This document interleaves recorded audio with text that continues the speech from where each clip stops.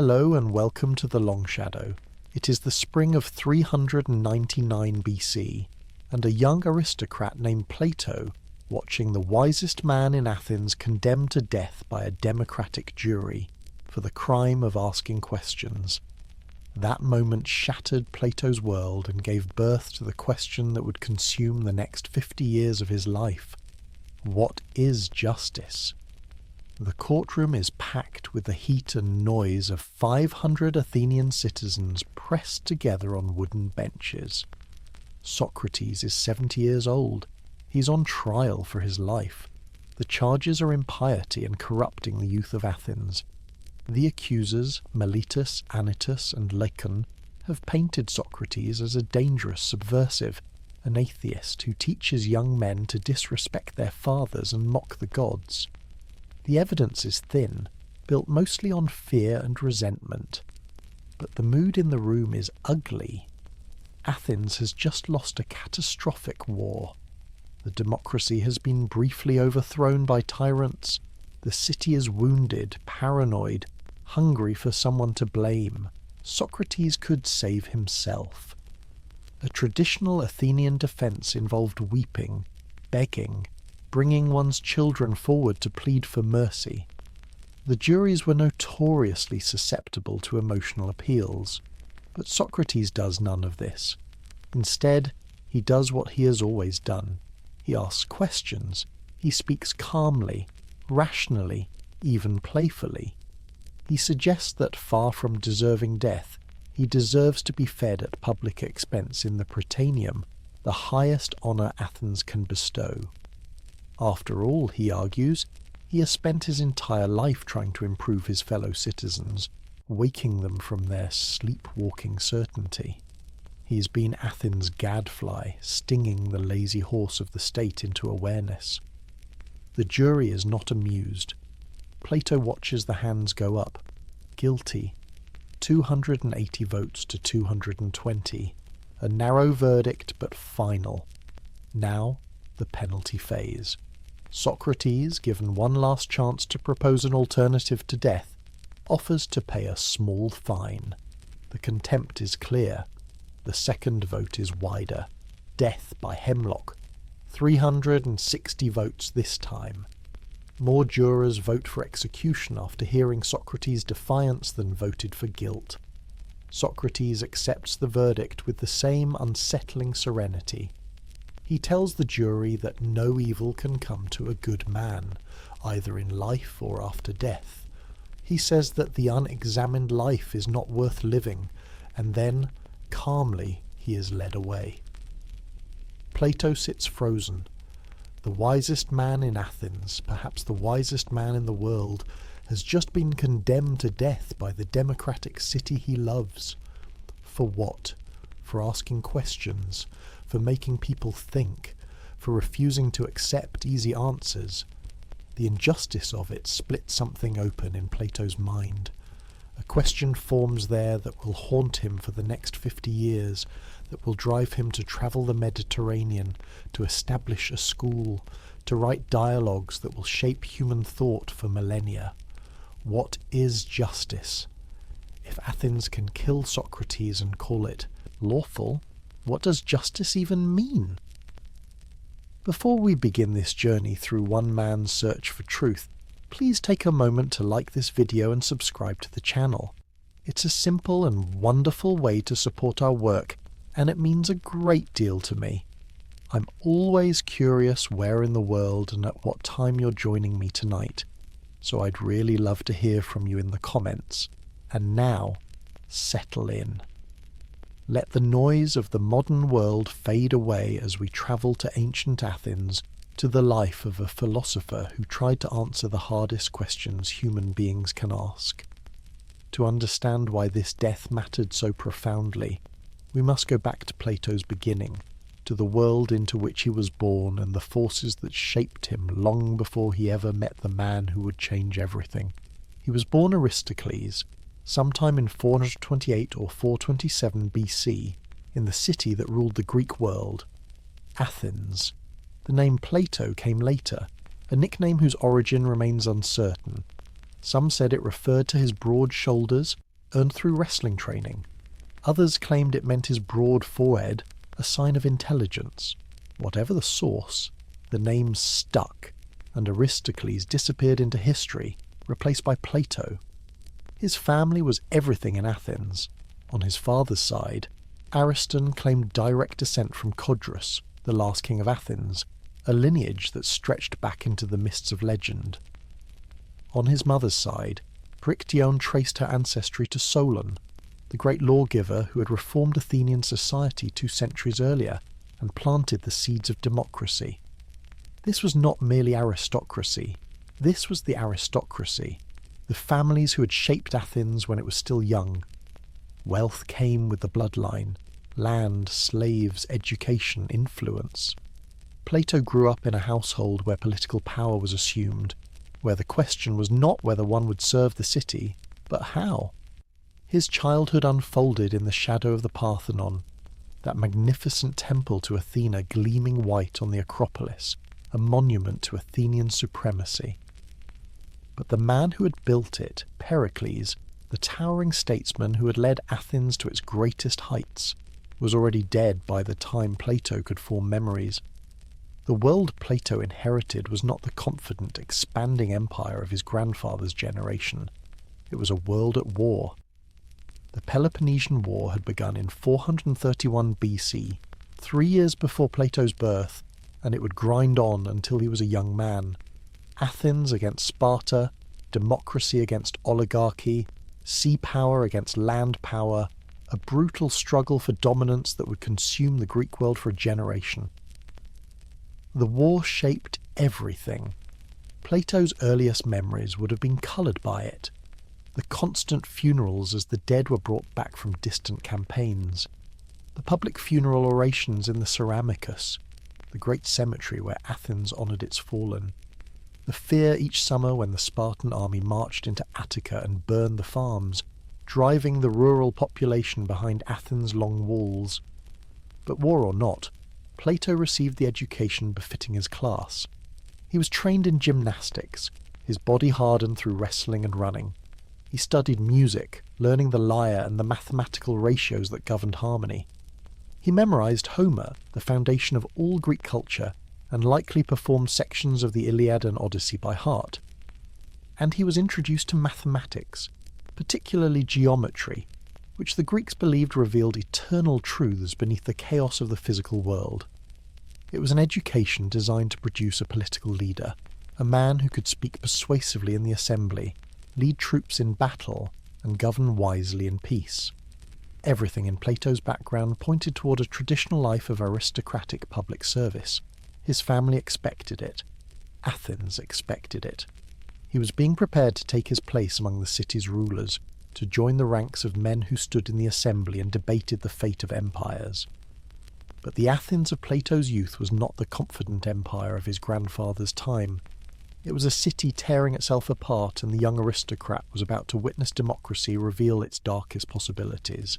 By the time Plato reached adolescence, the war had been grinding on for more than 15 years. Athens was exhausted. The brilliant strategy of Pericles to avoid land battle with Sparta's superior army and strike from the sea had collapsed when plague swept through the overcrowded city in 430 BC. The disease killed perhaps a quarter of the population, including Pericles himself. Thucydides, the great historian who survived it, described bodies piled in the streets, social order dissolving into panic and despair. Into the vacuum stepped men like Alcibiades, brilliant and utterly without scruple, handsome, wealthy, charismatic. Alcibiades embodied everything dangerous about Athenian democracy. He could sway the assembly with his oratory, convince the people to pursue glory and conquest, and then, when his plans failed, defect to Sparta and help Athens' enemies. He was Athens personified, brilliant and self-destructive, capable of greatness and catastrophic error in equal measure. The worst of those errors came when Plato was about 13 years old. In 415 BC, Athens launched the Sicilian expedition, an attempt to conquer Syracuse, the the powerful Greek city on the island of Sicily. It was madness disguised as ambition. The assembly, whipped into enthusiasm by demagogues promising easy victory and endless wealth, voted to send the largest fleet Athens had ever assembled. 200 ships, thousands of hoplites and sailors, the flower of Athenian manhood. It ended in absolute catastrophe. The expedition was destroyed utterly in 413 BC. The entire fleet was lost. Thousands of Athenian soldiers were killed in battle or died as slaves in the stone quarries of Syracuse, where they were worked to death under the Sicilian sun. Athens never truly recovered. The city that had ruled the Aegean was suddenly vulnerable, its treasury depleted, its military shattered. And throughout all of this, young Plato watched democracy in action. He saw the assembly, that great expression of the people's will, swing wildly from confidence to panic, from one policy to its opposite within weeks. He watched demagogues, skilled speakers who told the crowd what it wanted to hear, manipulate the citizens into disastrous decisions. He observed how the demos, the people, could be swayed by rhetoric rather than reason, by appeals to emotion rather than careful thought. The same assembly that voted for the Sicilian expedition with wild enthusiasm later executed or exiled the generals who had tried to salvage the disaster. This was not theoretical for Plato. His relatives were deeply involved in the political struggles. Some, like his mother's cousin Critias, were becoming convinced that democracy was the problem, that Athens needed the steady hand of the best men, the aristocrats, to rule without the interference of the ignorant mob. The war was revealing something ugly. Democracy, the system Athens claimed made it superior to Sparta's rigid oligarchy, was proving chaotic, violent, and self-destructive. It could be manipulated. It could make terrible decisions. It could turn on its own people. The seeds of Plato's later distrust of democracy were planted in these years, watching his city lurch from one crisis to another, watching the crowd cheer for policies that would destroy them. Amidst this chaos, a strange figure walked the agora, asking questions that made powerful men look foolish, and young Plato was about to meet him. Socrates was impossible to miss and easy to mock. He was short, barrel-chested, with a snub nose, bulging eyes, and thick lips. He went barefoot even in winter. He wore the same rough cloak year-round. He was poor, married to Xanthippe, a woman famous in Athens for her sharp tongue, and he had no regular employment. By all conventional measures, he was a failure. And yet, the young men of Athens flocked to him. Plato was about 20 years old when he fell into Socrates' orbit, sometime around 408 BC. What drew him, and dozens of other aristocratic youths, was not Socrates' appearance or wealth or status. It was his method. Socrates had developed a way of questioning that was unlike anything else in Athens, a relentless systematic interrogation that exposed the emptiness beneath people's confident assertions. Imagine a scene in the agora, the marketplace that was the heart of Athenian public life. A prominent general Laches is holding forth on courage. He has fought in many battles. He knows courage when he sees it. Socrates approaches, polite, curious. What is courage exactly? The general is happy to explain. Courage is standing firm in battle, not fleeing. But what about tactical retreats? Socrates asks. The Spartans at Thermopylae retreated to draw the Persians in. Was that cowardice? No, of course not. So courage is not simply standing firm. Well, courage is endurance of the soul. But foolish endurance, rushing into battle without thought, that is not courage, is it? And wise endurance in pursuit of shameful ends, that cannot be courage either. So is courage wise endurance in pursuit of good? By this point, Laches is tied in knots. What seemed obvious moments ago is now confused. Socrates has not provided an answer. He has simply demonstrated that Laches, despite a lifetime of experience, cannot actually define what courage is. The method had a name, elenchus, refutation. and it was devastating. This was dangerous, and it was thrilling. Dangerous because it made powerful men look ignorant in public.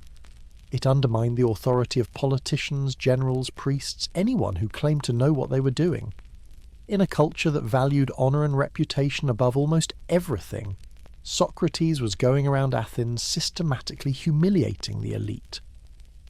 But it was thrilling because it was honest. These men did not actually know what they claimed to know. They were operating on unexamined assumptions, inherited prejudices, and conventional wisdom. Socrates was revealing the truth, that most people, including the powerful, were sleepwalking through life, never stopping to think clearly about the most important questions. What is justice? What is virtue? What is the good life? How should we live? Socrates was utterly different from the sophists, the professional teachers who dominated Athenian intellectual life. The sophists taught rhetoric, the art of persuasion, and they charged hefty fees. They promised to make young men successful, able to argue any side of any question and win in the assembly or the courts. Socrates despised them. He took no money, he claimed to teach nothing, he said he knew nothing, he was just asking questions. But in the questions, in the process of inquiry itself, something extraordinary happened. People began to think, not to accept inherited wisdom or clever arguments, but to actually examine their own beliefs and discover whether they held up under scrutiny. For Plato, this was transformative. Among the young men who gathered around Socrates were Plato's own relatives and friends.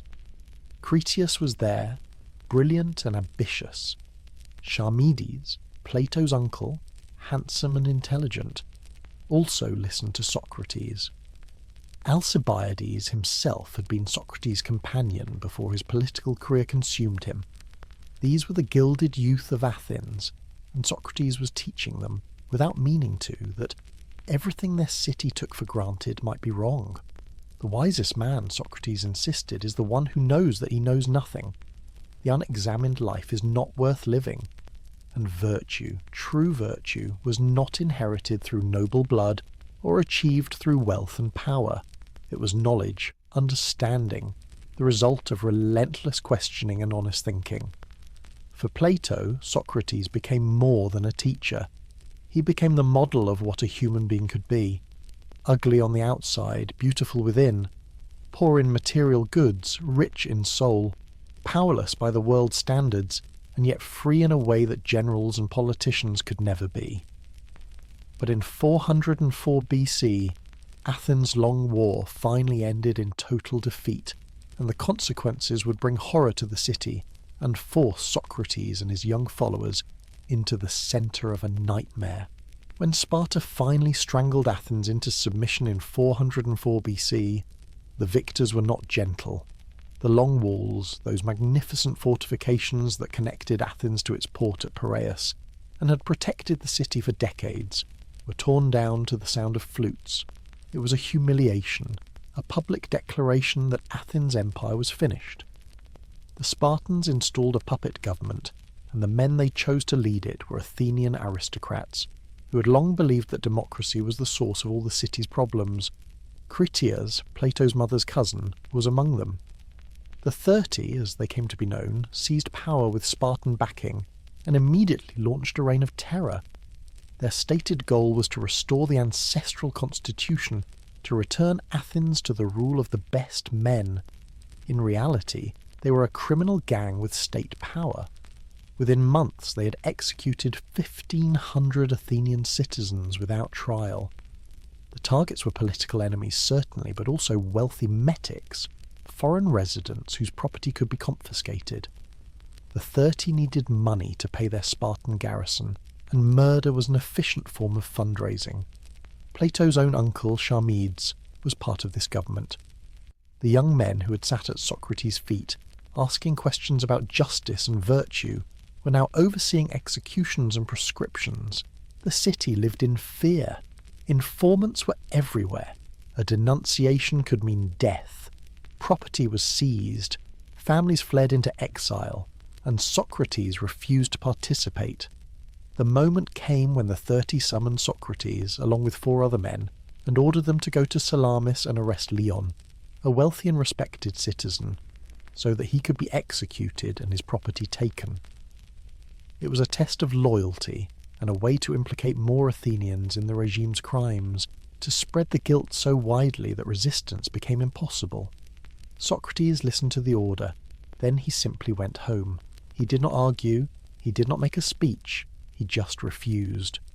The other 4 went to Salamis and arrested Leon, who was duly murdered. Socrates did nothing, and in doing nothing committed an act of profound moral courage. He was already an old man in his 60s, obscure enough and odd enough that the 30 did not bother to punish him. But the message was clear. He would not be complicit, not even to save his own life. For Plato, watching this, the contrast must have been unbearable. His own relatives, men of his own class, educated and cultured, were committing atrocities in the name of good government. And the strange barefoot philosopher, the man Athens mocked as eccentric and useless, was the only one with the moral clarity to say no. The reign of the 30 lasted only 8 months. Democratic exiles, led by Thrasybulus, gathered forces and marched on Athens. In the brief civil war that followed, Critias and Charmides were both killed fighting against the Democrats.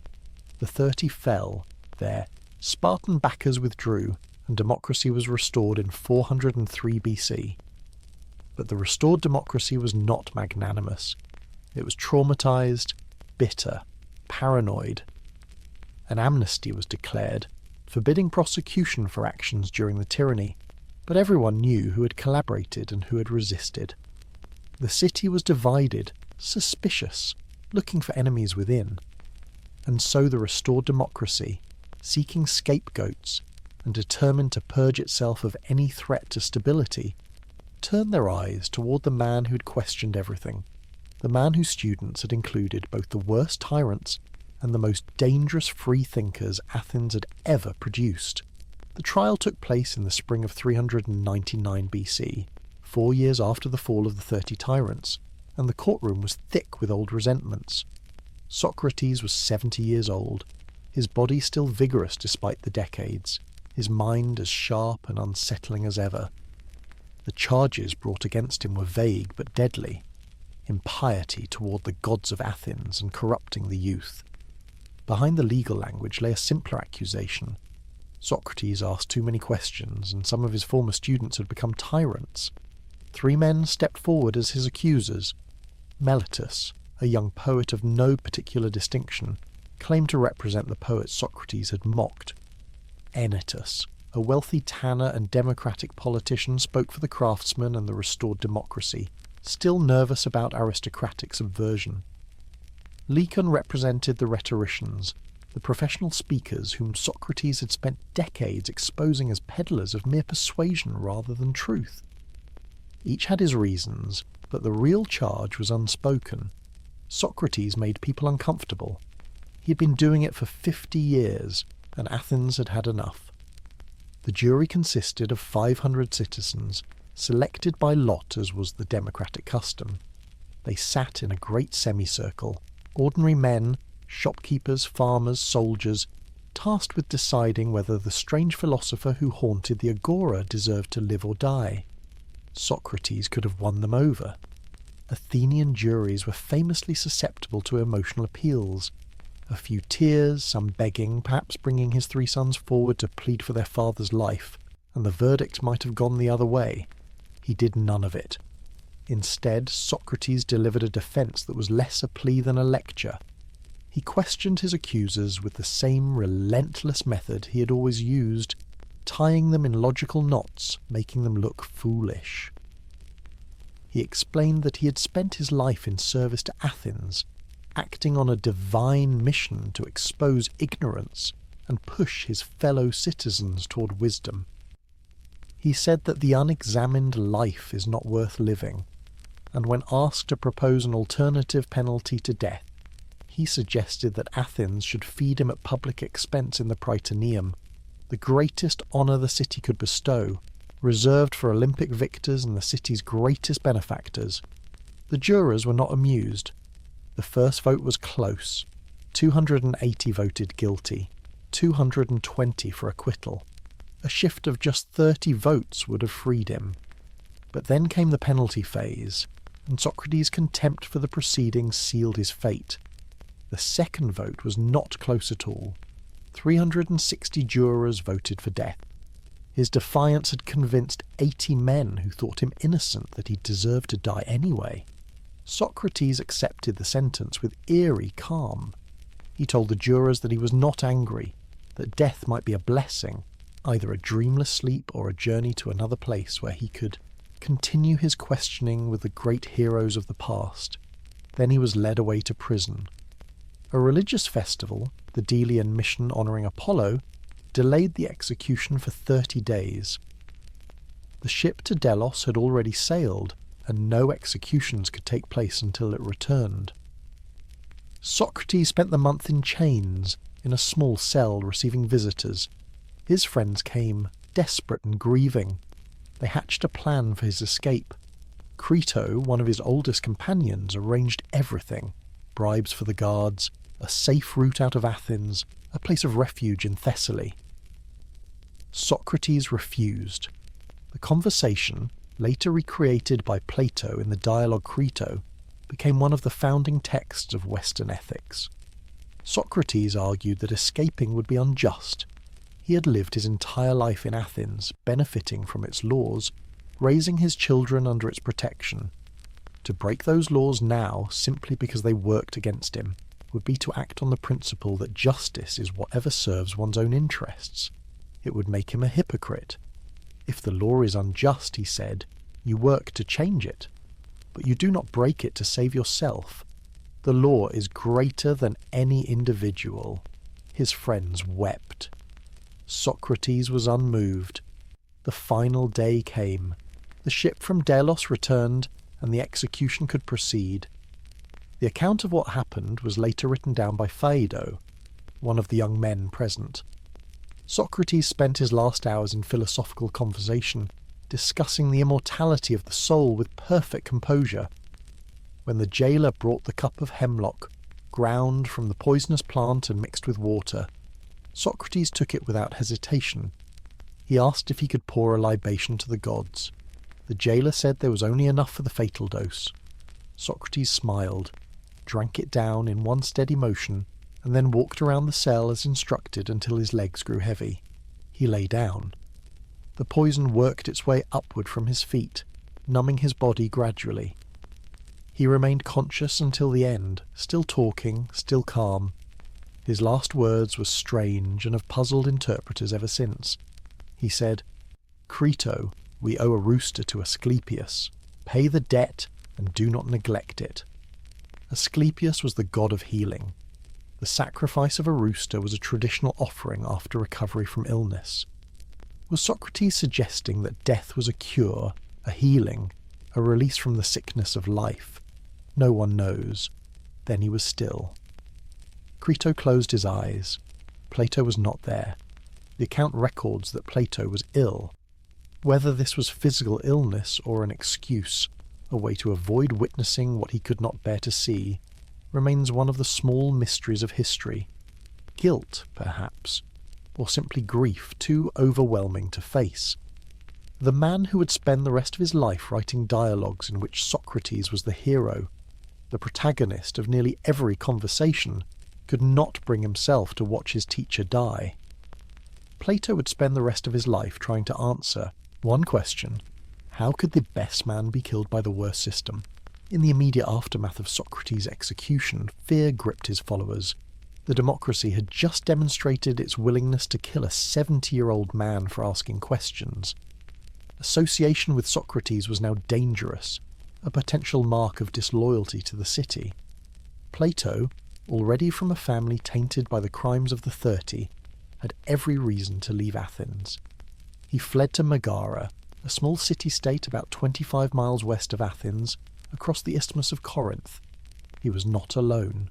A small group of Socrates' closest students made the same journey, seeking refuge with Euclid of Megara, not the famous mathematician, but a philosopher who had been devoted to Socrates, and who had risked his life sneaking into Athens during the 30s reign to hear the master speak.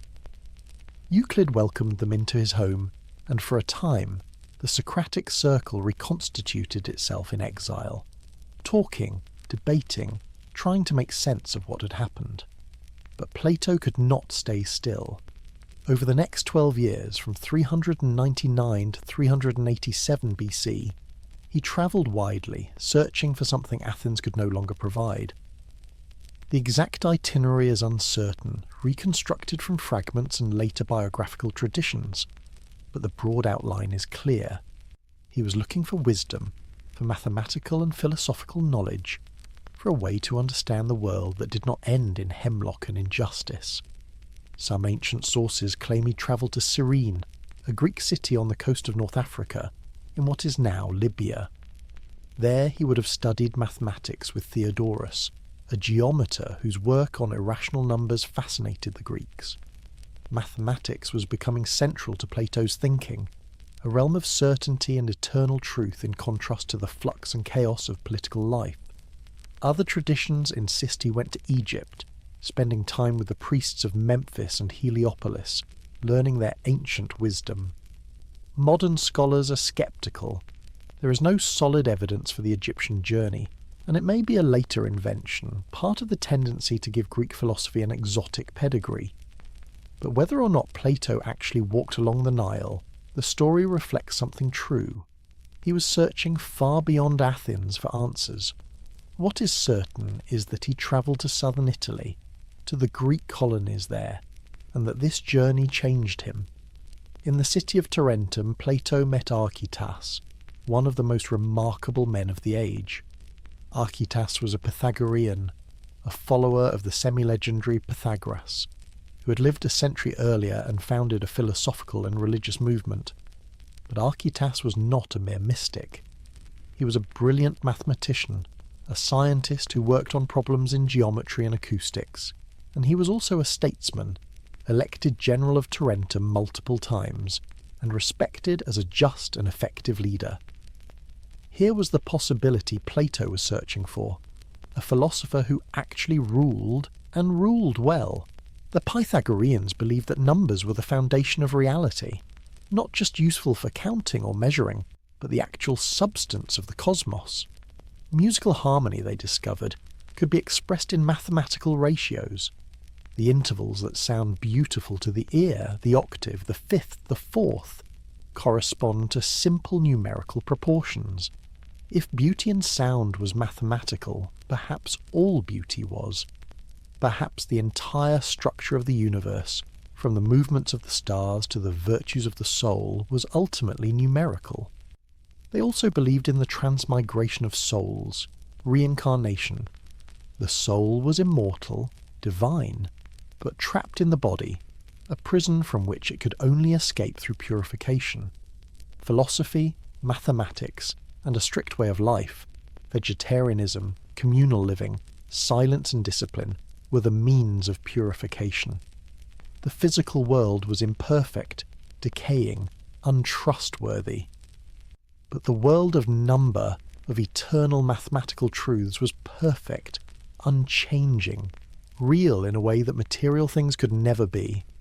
For Plato, devastated by Athens and haunted by Socrates' death, this was a revelation. Here was a framework that made sense of his experience. The perfect justice he sought did not exist in Athens or any physical city, because physical things are always flawed, always changing. But perhaps justice existed in a higher realm, a realm of eternal perfect forms accessible through reason and mathematics. The seeds of his most famous doctrine, the theory of forms, were planted in the gardens and meeting halls of the Pythagorean communities in southern Italy. But it was on the island of Sicily that Plato's travels would take a dramatic and dangerous turn, bringing him face to face with power in its most brutal form. Syracuse was the richest and most powerful Greek city in the western Mediterranean, a sprawling metropolis on the eastern coast of Sicily. It had grown wealthy from trade and conquest, and for nearly 40 years it had been ruled by Dionysius I, one of the most successful tyrants of the Greek world. Tyrant in the Greek sense did not necessarily mean a cruel ruler, though Dionysius could certainly be cruel. It meant someone who had seized power unconstitutionally and ruled through force rather than law. Dionysius had done exactly that, transforming Syracuse into a military powerhouse and himself into an absolute ruler. His court was a study in contradictions. There was immense luxury. Banquets, poets, musicians, playwrights brought in from across the Greek world. Dionysius himself fancied himself a tragic poet and forced audiences to sit through his plays. But there was also pervasive paranoia. The tyrant trusted no one. He slept in a different room each night. He had his barber executed and afterwards shaved himself with a hot coal rather than risk a blade near his throat. The treasury was protected by a moat crossed by a single drawbridge, which only Dionysius could lower from inside. Plato arrived in Syracuse sometime around 388 or 387 BC, now about 40 years old. The reasons for his visit are unclear. Perhaps he was simply travelling, continuing his education in the Greek West. Perhaps he was invited by the court, his growing reputation as a philosopher and association with the Pythagoreans making him a curiosity. Whatever brought him, he soon found himself at the centre of attention. He met a young man named Dion, the brother-in-law of Dionysius, married to the tyrant's sister. Dion was in his early 20s, aristocratic, educated, and profoundly dissatisfied with the life of empty luxury and moral corruption surrounding him. When he encountered Plato and heard him speak about philosophy, about the life dedicated to truth and virtue, something ignited. Dion became Plato's student and devotee, convinced that philosophy could transform not just individuals but entire cities. Plato, for his part, began to lecture at the court. He spoke about justice, virtue, and the nature of true rulership. And at some point, with characteristic boldness or profound naivety, he began to criticize tyranny itself. He argued that tyrants, despite their power, were not truly free. They were slaves to their own fears, surrounded by enemies, real and imagined, unable to trust anyone or live without constant anxiety. A ruler who governed through violence and deception was a prisoner of his own system. Only a philosopher, someone who understood the good and lived virtuously, could rule justly and be genuinely happy. Dionysius I was not pleased. The details of what happened next vary in ancient accounts, but the outcome was clear. Plato had insulted his host and overstepped badly. Whether through a direct order or a more subtle arrangement, Dionysius arranged for Plato's departure from Syracuse to become permanent. He handed the philosopher over to a Spartan ambassador, Polus, who was returning home by ship. The ship stopped at the island of Aegina, a small state that had been at war with Athens on and off for years and harboured deep hatred for Athenians. There, Polus sold Plato into slavery. It was a calculated humiliation and a death sentence barely averted. Slaves had no rights. Plato could have ended his days labouring in a workshop or a farm, his freedom and his future erased.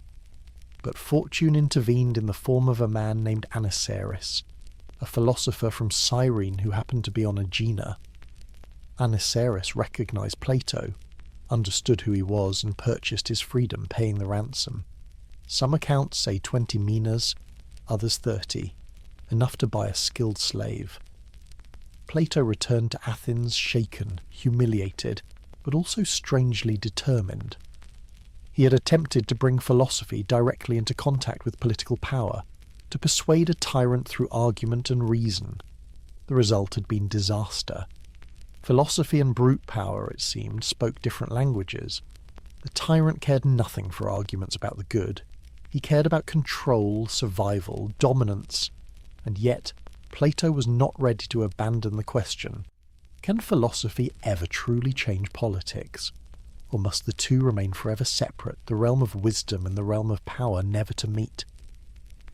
Back in Athens, now 40 years old, Plato made a decision that would echo through millennia and transform the world's understanding of education itself. In 387 BC, Plato purchased a plot of land in a sacred grove about a mile northwest of Athens' walls. The land was named after Academus, a legendary Athenian hero, and it was a place of olive trees, shade, and quiet streams, a refuge from the dust and noise of the city. Here, Plato founded a school. He called it the Academy. It was not the first place in Athens where philosophy was taught. The sophists had their students, and other philosophers gathered followers. But those were temporary arrangements, centred on a single teacher's lifetime. The Academy was different. It was permanent, institutional, a community dedicated to the pursuit of knowledge that would outlast its founder. It was, in effect, the world's first university. The school had no grand buildings at first, just the natural setting of the grove and a few simple structures for lectures and dining. But it had something far more important, a vision of education as a systematic, collaborative, lifelong pursuit. Students did not come to the academy to learn a skill or prepare for a career the way they might with a sophist. They came to pursue truth. Mathematics was the foundation of the curriculum, and it was treated as the gateway to philosophy. Geometry, arithmetic, astronomy, harmonics, these were not separate subjects but interconnected paths toward understanding the structure of reality. According to later tradition, an inscription was placed over the entrance to the academy.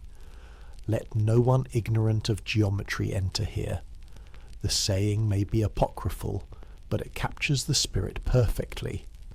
Mathematics train the mind to think about eternal, unchanging truths, to move beyond the senses and the physical world toward pure reason. Only after mastering mathematics would a student move on to dialectic, the formalized version of the Socratic method. Here, students learn to argue rigorously, to define terms precisely, to expose contradictions, and to construct logical proofs. Philosophy for Plato was not about memorizing doctrines, it was about learning how to think. The academy drew students from across the Greek world, young men from wealthy families, eager for an education that offered more than rhetoric and politics, made the journey to Athens to study with Plato. But the school was not exclusively male. At least 2 women are known to have studied there, including Axiothea of Phelleus, who according to tradition wore men's clothing to attend the lectures. In a culture where women were largely excluded from public intellectual life, this was radical. And it was in the academy, amidst the olive trees and philosophical debates, that Plato began to write the works that would define his legacy. He composed dialogues, dramatic conversations that placed Socrates at the centre, reconstructing his method and his voice. The early dialogues, written soon after Socrates' death, were probably close to actual conversations Plato had witnessed, short, inconclusive, focused on defining a single concept like piety or courage. But as Plato matured, the dialogues became longer, more complex, less tied to the historical Socrates, and more vehicles for Plato's own developed philosophy. He wrote the Symposium, a brilliant exploration of love set at a drinking party. He wrote the Phaedo, dramatizing Socrates' final hours and arguing for the immortality of the soul. He wrote the Meno, demonstrating that learning is recollection, the soul remembering truths it knew before birth. The dialogues were works of literature as much as philosophy, with vivid characters, humour and drama. They were meant to be read aloud, shared, discussed, and they kept Socrates alive. Decades after his death, Socrates remained the protagonist, the questioner, the moral centre. Plato ensured that his teacher's voice would never be silenced. The academy became a living organism of inquiry. Students and teachers walked the garden paths, debating under the trees. They held symposia, philosophical drinking parties where ideas flowed alongside wine. They studied the stars, mapped geometric proofs, and challenged each other's assumptions. It was a community bound not by family or politics, but by shared commitment to understanding. And in the year 367 BC, when Plato was 60 years old, a 17-year-old student from the northern kingdom of Macedon arrived at the academy's entrance. His name was Aristotle, and he would stay for 20 years, becoming Plato's greatest student and eventually his greatest critic. But even as Plato built his school of wisdom, spending his days teaching and his evenings writing, he was crafting something else, a vision of a perfect city, a blueprint for justice that would scandalize and inspire readers for the next 2,000 years. The Republic is Plato's longest and most famous dialogue, written sometime in the 380s or 370s BC, during his mature period at the Academy. It is framed as a conversation that Socrates had years earlier, recounted by him the day after it occurred. The setting is the Piraeus, Athens port, at the home of a wealthy foreign resident. The initial question seems simple. Is justice more profitable than injustice? Is it better to be a just person who appears unjust, or an unjust person who appears just? To answer, Socrates proposes a thought experiment. Justice in an individual soul is hard to see, being small and subtle. But if we imagine justice writ large, in an entire city, it might become visible, easier to examine. So the group sets out to construct, in speech, a perfectly just city from the ground up. They begin with basics. A city needs farmers to produce food, builders to make houses, weavers for clothing. Specialization and trade emerge naturally. But a city also needs protectors, warriors to defend it from external threats. These guardians must have a unique temperament, spirited and courageous toward enemies, but gentle toward their own people. They are like noble dogs, fierce to strangers but loyal to their masters. The education of these guardians becomes crucial. They must be trained from childhood in music and gymnastics, not for entertainment or athleticism, but to shape their souls. Music and poetry cultivate gentleness and harmony. Gymnastics cultivate courage and discipline. But not all poetry is acceptable. Plato, shockingly, proposes censoring Homer and Hesiod, the foundational texts of Greek culture, because they depict the gods behaving badly, lying, committing adultery, acting out of jealousy and spite. If the guardians believe the gods are immoral, they will think immorality is divine. Only stories that portray virtue should be allowed. As the ideal city takes shape, it divides into 3 classes, each corresponding to a part of the human soul. The producers, farmers, craftsmen, merchants, represent appetite, the desiring part of the soul that seeks food, wealth, and pleasure. The auxiliaries, the warrior class, represent spirit, the part of the soul that feels anger, pride, and the drive to honor. And the guardians, the rulers, represent reason, the part that understands, judges, and governs. Justice in the city, Socrates argues, is each class doing its proper work. The producers produce, the auxiliaries protect, the guardians rule. No class interferes with another. And justice in the individual soul is the same. Reason ruling, spirit supporting reason, and appetite obeying, all parts in harmony. But the most controversial proposals concern the guardians themselves. To prevent them from developing private interests that might conflict with the city's good, Plato strips them of private property. They own nothing. They live communally, fed by the state, sharing everything. Even more radically, they have no private families. Children are raised collectively by the state. Parents do not know which children are theirs, and children do not know their parents. This prevents nepotism and ensures that guardians care for the city as a whole, not just their own bloodlines. And in a move almost unthinkable in the 380s BC, Plato insists that women can be guardians, equal to men. If a woman has the nature and ability to be a guardian, if she's intelligent, courageous, and loves wisdom, then she should be educated and trained exactly as men are. Gender is irrelevant to virtue.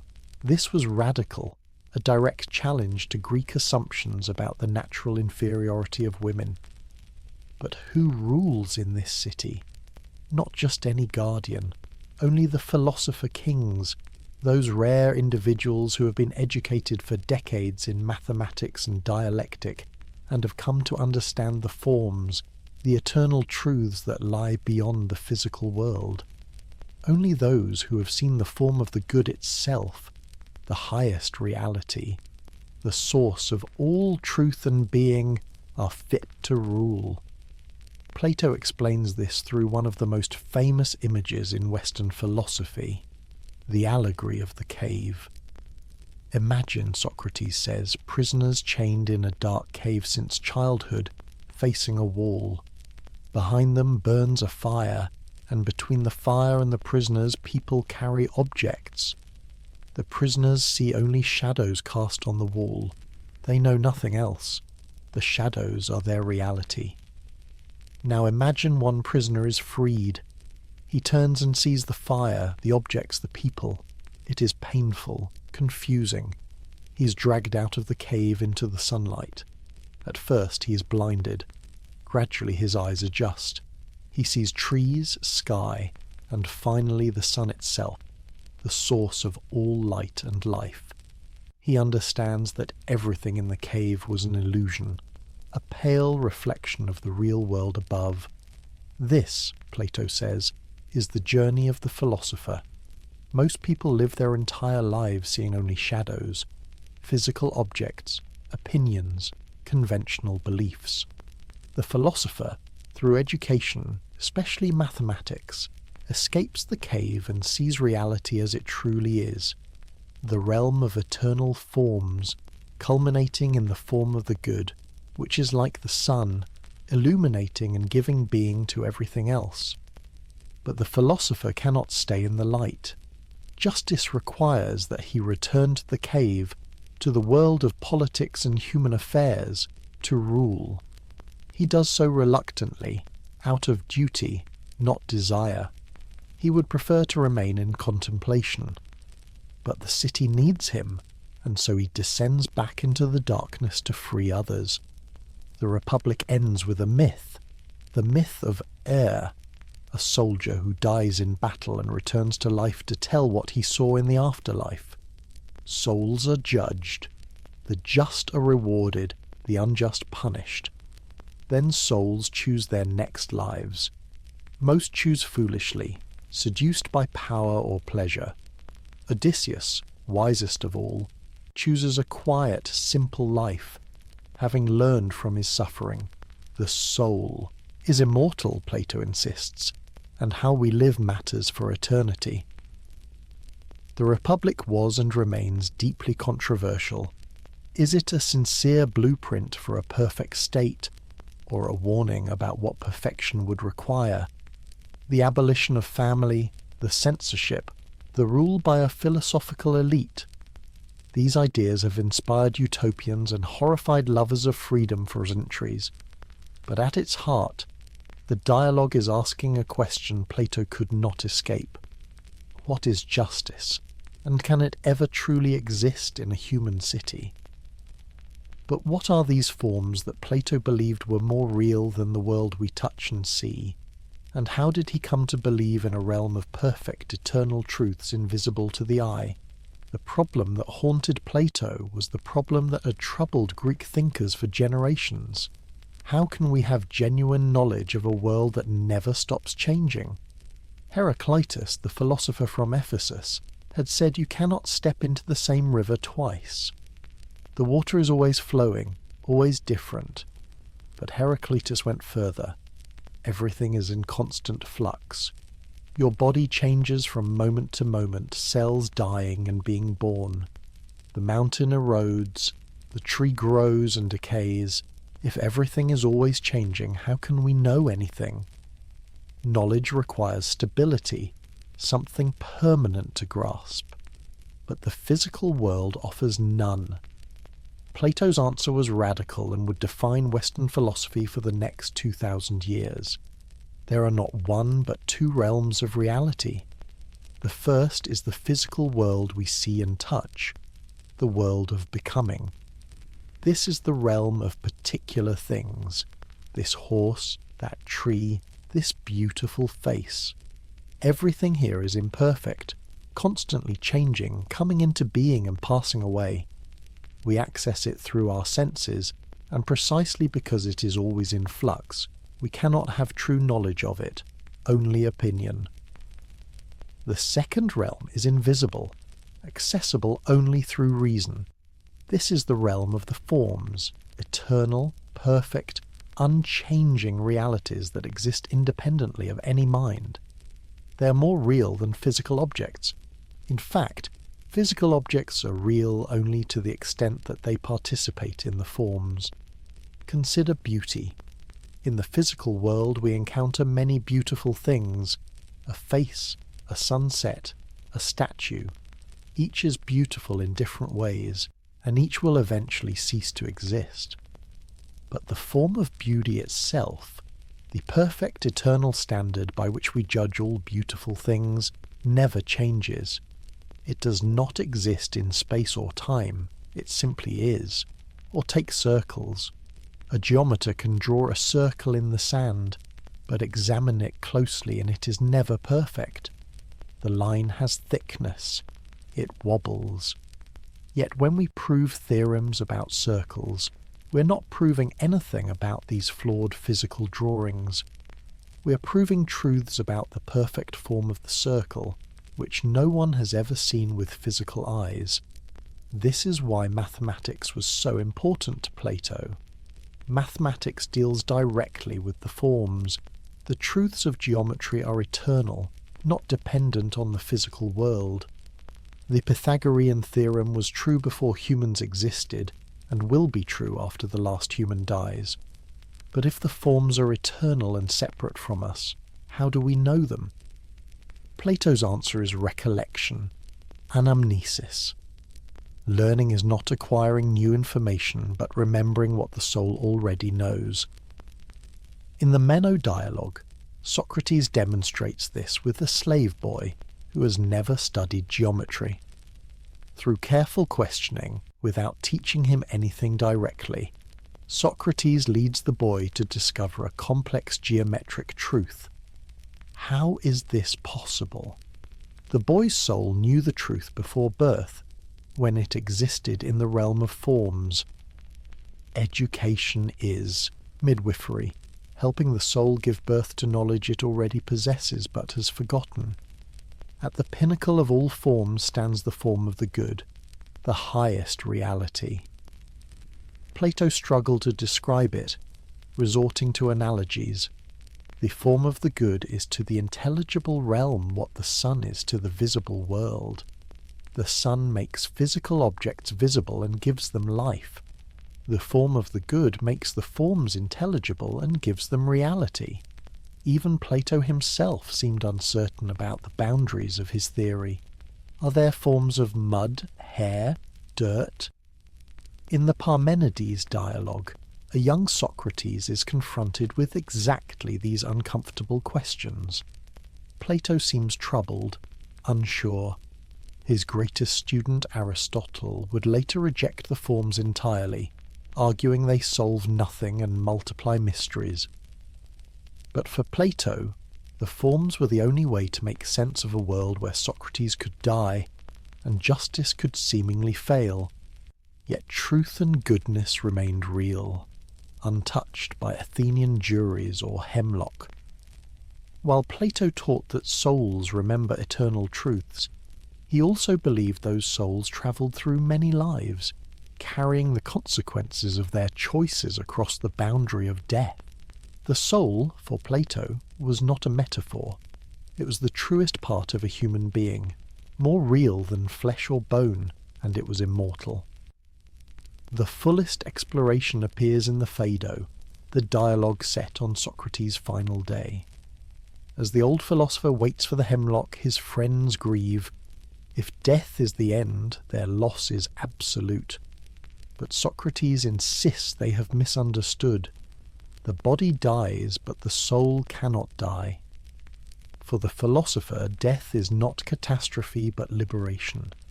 Plato presents several arguments through Socrates' voice. The cyclical argument suggests opposites come from opposites. Sleep from waking, waking from sleep. So life must come from death, and death from life. The argument from recollection implies the soul existed before birth, and therefore must survive death. The affinity argument claims the soul, being simple and indivisible like the forms, cannot decompose the way composite material things do. These arguments reveal Plato's vision of human nature. We are not bodies that happen to have souls. We are souls temporarily embodied. Plato describes the soul as having three parts. Reason is the highest, immortal and divine, capable of grasping the forms. Spirit is the seat of courage, anger, pride, the drive for honour. Appetite is the lowest, desiring food, drink, sex, wealth. In a just soul, reason rules, spirit supports reason, and appetite obeys. When this harmony breaks down, the soul becomes disordered and unhappy. But the soul's existence does not end with one lifetime. After death comes judgment. The Phaedo describes the soul's journey. Those who have lived justly and philosophically, who have purified themselves through virtue and wisdom, ascend to a blessed existence. But souls corrupted by injustice face punishment, purification through suffering, and then reincarnation. The myth of Air, closing the Republic, offers a vivid picture. Air is a soldier killed in battle who returns to life to report what he witnessed. Souls are judged. The just ascend for 1,000 years of reward. The unjust descend for 1,000 years of punishment. Then all souls choose their next lives. Most choose foolishly. A man who lived virtuously by habit chooses the life of a tyrant, seduced by power, not realizing the misery it brings. The soul of Orpheus chooses to be reborn as a swan. Ajax chooses the life of a lion. But Odysseus, wisest of all, having wandered and suffered, chooses last. He selects the life of a private man, obscure and humble. He has learned that the quiet life of contemplation is worth more than the glory of kings. The cycle of reincarnation can be escaped. This is philosophy's ultimate goal. By living virtuously, by training the soul to care for truth rather than pleasure, by practicing mathematics and dialectic, the philosopher purifies the soul. At death, such a soul does not return to rebirth, but escapes to the realm of the forms. Philosophy, Plato says, is the practice of dying. Philosophers spend their lives training the soul to separate from the body. The Greek wordplay is deliberate. Soma, body, is sema, tomb. Death, for the philosopher, is release. This vision owes much to the Orphic and Pythagorean mystery religions Plato encountered in southern Italy, but transformed through rigorous philosophical argument. But Plato's beliefs about the soul and its journey would be tested by the most painful personal losses, by love given and violently taken away. Plato never married. He had no children, at least none recorded by history. For a man of his class and wealth, this was unusual. Athenian aristocrats were expected to marry, produce heirs, continue the family line. That Plato did not suggest a deliberate choice, a life organized around something other than conventional domesticity. ancient sources hint at relationships with young men which would not have been scandalous in Athens. Such relationships were a recognized part of aristocratic culture. A poem attributed to Plato, addressed to a young man named Astor, survives. Star-gazing Astor, would I were the heavens, to gaze upon you with many eyes. Its authenticity is disputed, but it captures a longing, a desire turned skyward. What is certain is that Plato thought deeply about love, and his meditation appears in the Symposium, written between 385 and 370 BC. The setting is a drinking party at the house of Agathon, a tragic poet celebrating a victory. The guests, including Socrates, deliver speeches praising Eros, the god of love. Each offers a different vision.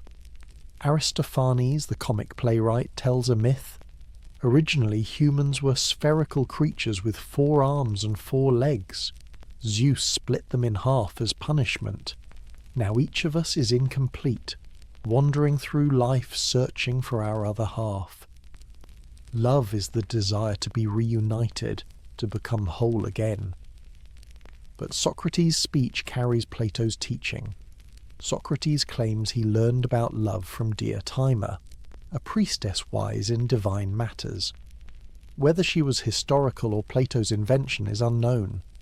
Diotima teaches that love is desire, and desire is always for what we lack. We love beauty because we do not possess it. Eros seeks not temporary satisfaction, but permanence, immortality. She describes a ladder of love, an ascent. A young person begins by loving a single beautiful body, physical attraction. But if educated properly, that person comes to see beauty in all bodies, valuing the form they share rather than the individual. From there, the ascent continues. The lover begins to love beautiful souls more than bodies, valuing virtue over physical appearance, then beautiful laws and institutions, then beautiful knowledge, and finally at the summit the lover beholds beauty itself, the form of beauty, eternal and perfect. This vision is mystical, the soul's erotic energy fully transformed into philosophical contemplation. This is what would later be called Platonic love, though that phrase risks misunderstanding. Plato does not denigrate physical attraction. The body is the first rung of the ladder. Without it, the ascent cannot begin. But the goal is to transform desire, to channel it upward, to redirect Eros toward the eternal. The symposium ends with Alcibiades crashing the party drunk. He delivers a speech praising not Eros but Socrates, describing his failed attempt to seduce the philosopher. Alcibiades, one of the most beautiful men in Athens, threw himself at Socrates, but Socrates simply talked to him all night about virtue and in the morning left unmoved. Alcibiades is bewildered and in awe. It is a picture of the philosopher immune to bodily desire's tyranny, loving beauty but loving the form more than any particular instance. For Plato, this transformation of love was the highest fulfillment of desire, directing it toward what truly satisfies, truth, goodness, beauty itself. As Plato entered his 60s, the academy flourishing, a message arrived from Sicily that would pull him back into the dangerous world of tyrants and power. In 367 BC, Dionysius I, Tyrant of Syracuse for 38 years, died. His son, Dionysius II, inherited the throne. He was young, untrained, insecure, and surrounded by flatterers and rivals. Into this volatile situation stepped Dion, now middle-aged, still devoted to Plato, convinced he saw an opportunity that would never come again. Dion sent urgent letters to Athens. The young tyrant could be educated. He was not yet hardened into cruelty like his father. If Plato came to Syracuse and became his teacher, Dionysius II could be transformed into a philosopher-king. The Republic could be made real. Plato was 60 years old. He had been teaching at the academy for 2 decades. He had students, projects, a life of relative peace. He had no illusions about Syracuse's dangers.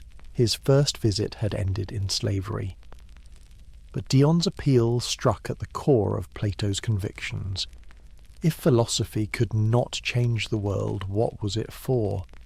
If the ideal city could never be more than words, then what had been the point? Duty to Dion, duty to his own principles, and perhaps a flicker of hope compelled him. He left Aristotle, now about 20 years old and already formidable, in charge of the academy. Then he boarded a ship for Sicily. The initial signs were promising. Dionysius II greeted Plato with enthusiasm and public honour. The palace became a makeshift academy. Geometric diagrams appeared on the floors where courtiers walked. Aristocrats began discussing philosophy, or at least pretending to, because the tyrant's favour seemed to depend on it.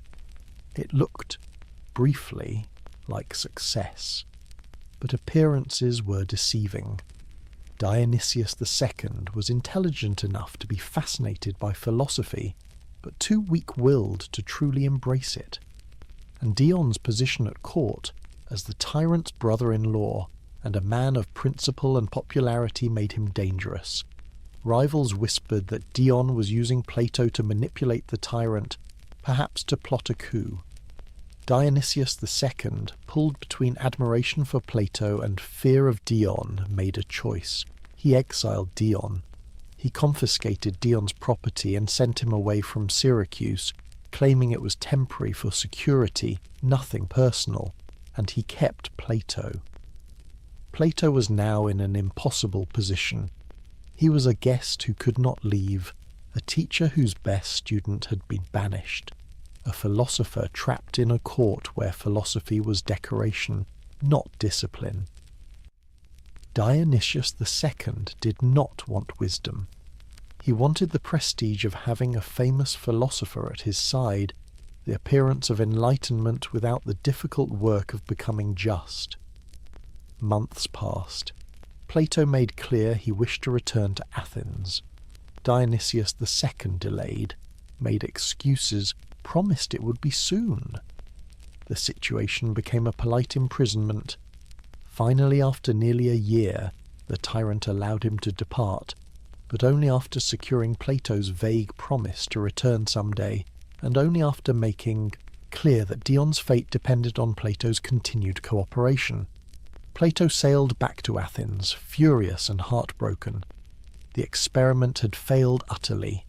The young tyrant had proven exactly what Plato feared, that power without philosophy is tyranny, and tyranny cannot be educated because it does not truly want to learn. It wants only to maintain control. The academy welcomed him back. His students listened as he recounted the disaster, and Plato returned to his writing, his teaching, convinced now that the philosopher-king was an ideal that could exist only in speech, never in the corrupted mess of actual politics. But the Tyrant of Syracuse was not finished with the old philosopher, and the tragedy of Dion had only begun. In 361 BC, 6 years after Plato's second visit, another message arrived from Syracuse. Dionysius II was sending a ship to Athens with an invitation, almost a summons. The tyrant promised that if Plato returned, he would reconcile with Dion, restore his property, and genuinely commit to philosophy. This time, it would be different. Plato was 66 years old. He did not believe Dionysius. How could he? But Dion sent letters pleading. So did other friends, including Archytas of Tarentum, the Pythagorean philosopher-statesman who had helped Plato before.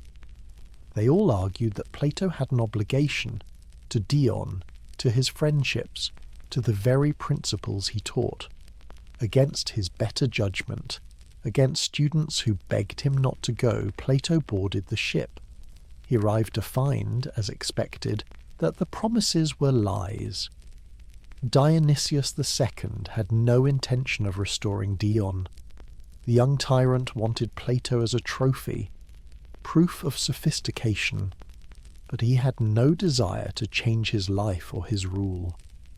Dionysius confiscated Plato's property in Syracuse.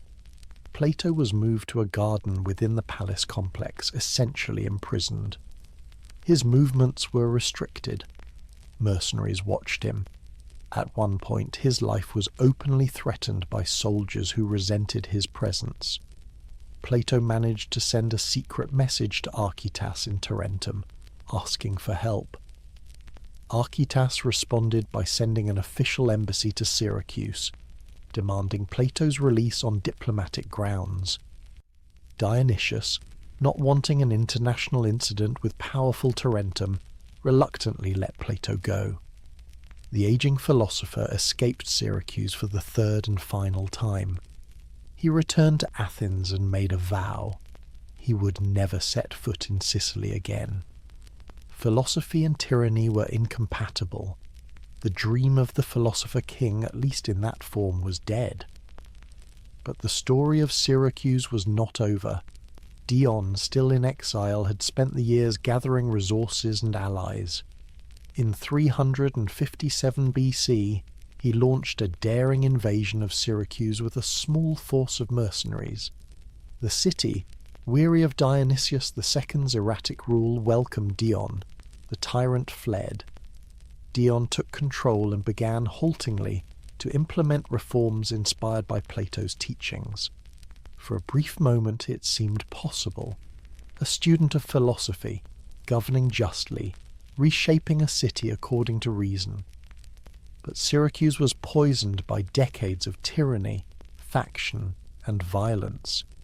Dion faced resistance from democrats who wanted popular rule, from oligarchs who wanted power, from mercenaries who wanted pay, and from ordinary citizens who simply wanted stability. Dion, for all his philosophical training, proved unable to navigate the chaos. He became isolated, autocratic, desperate.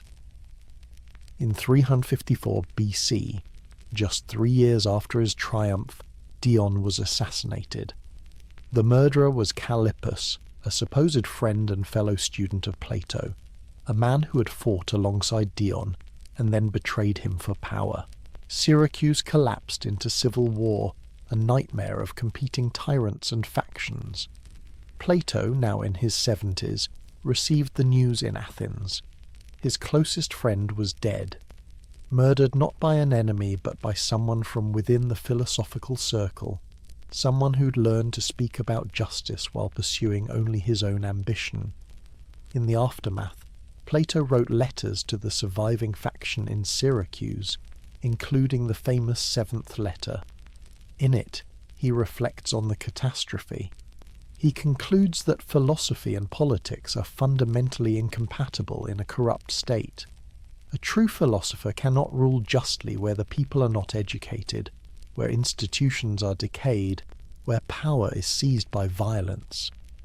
The great experiment was over, ended in blood and failure. Returning to Athens for the final time, an aging Plato turned away from politics and deeper into the cosmos of thought, spending his last years refining his vision of reality. After 360 BC, as Plato entered his 60s, his writing changed. The dialogues became longer, denser, more technical, and in some of them Socrates no longer appeared as the protagonist. It was as if Plato, having spent decades channeling his philosophy through his teacher's voice, was finally stepping forward to speak in his own.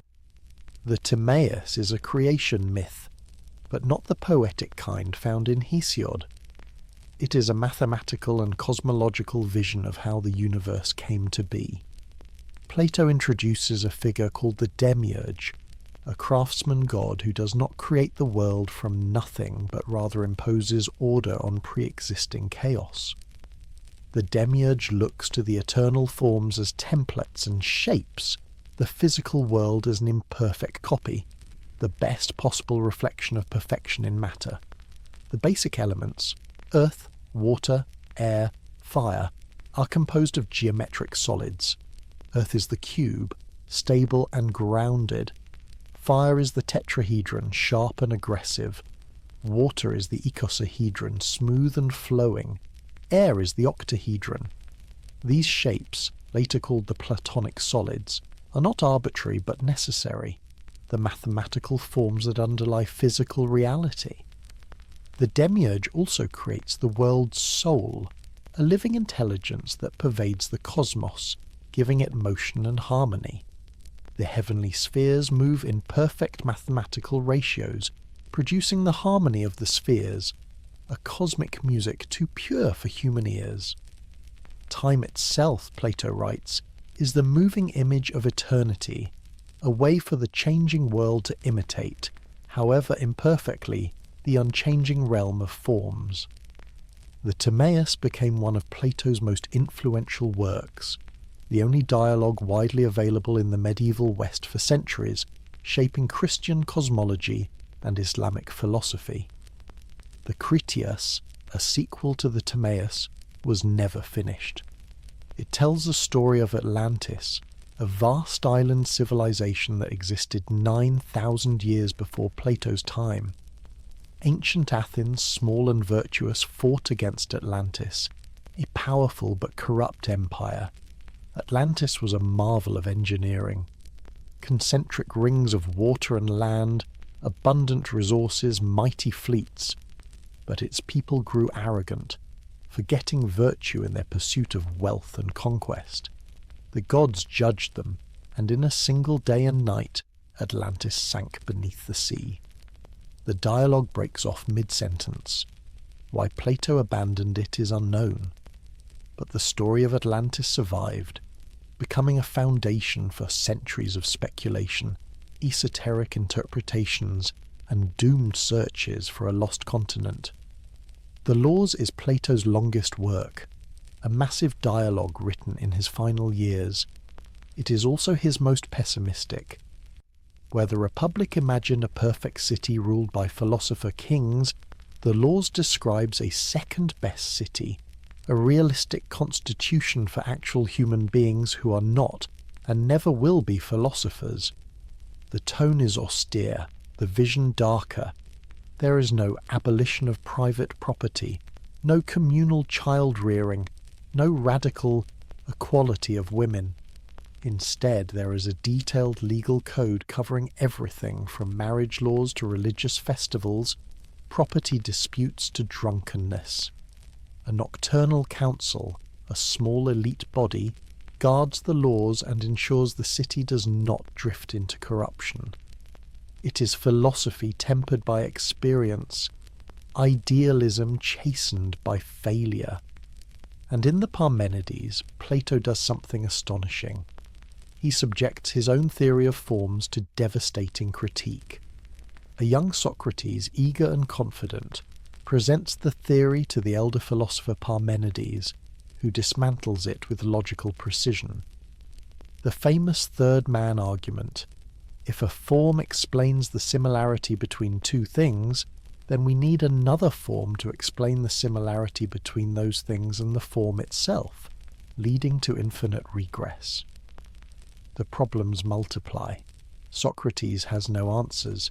Is Plato rejecting his life's work?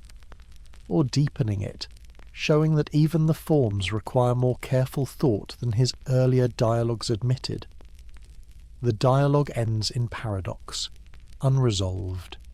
These late works show a mind still restless, still questioning, even turning its scrutiny inward.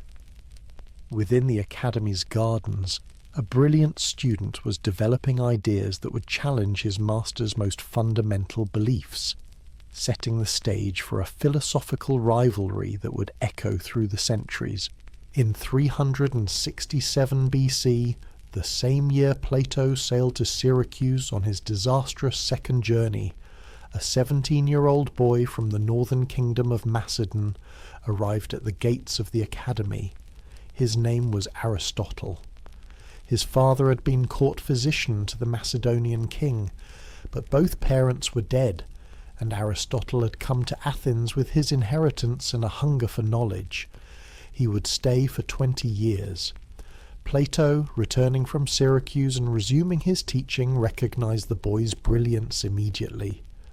According to later tradition, he called Aristotle the mind, nous in Greek, a tribute to his intellectual sharpness. But Plato also supposedly called him the foal, the young horse that kicks, a warning that this student would not simply absorb doctrine but challenge it. In the early years, Aristotle's work was Platonic in spirit. He wrote dialogues in imitation of his teacher, now lost. He accepted the immortality of the soul, the importance of mathematics, the centrality of ethics. But gradually a different approach emerged, rooted in a different temperament. Where Plato looked upward to eternal forms, Aristotle looked downward to the living world. He was fascinated by biology, by the diversity of animal life, by the processes of growth and reproduction. He dissected sea creatures on the island of Lesbos, cataloguing their anatomy, observing their behaviour, building a massive empirical foundation for a science of life.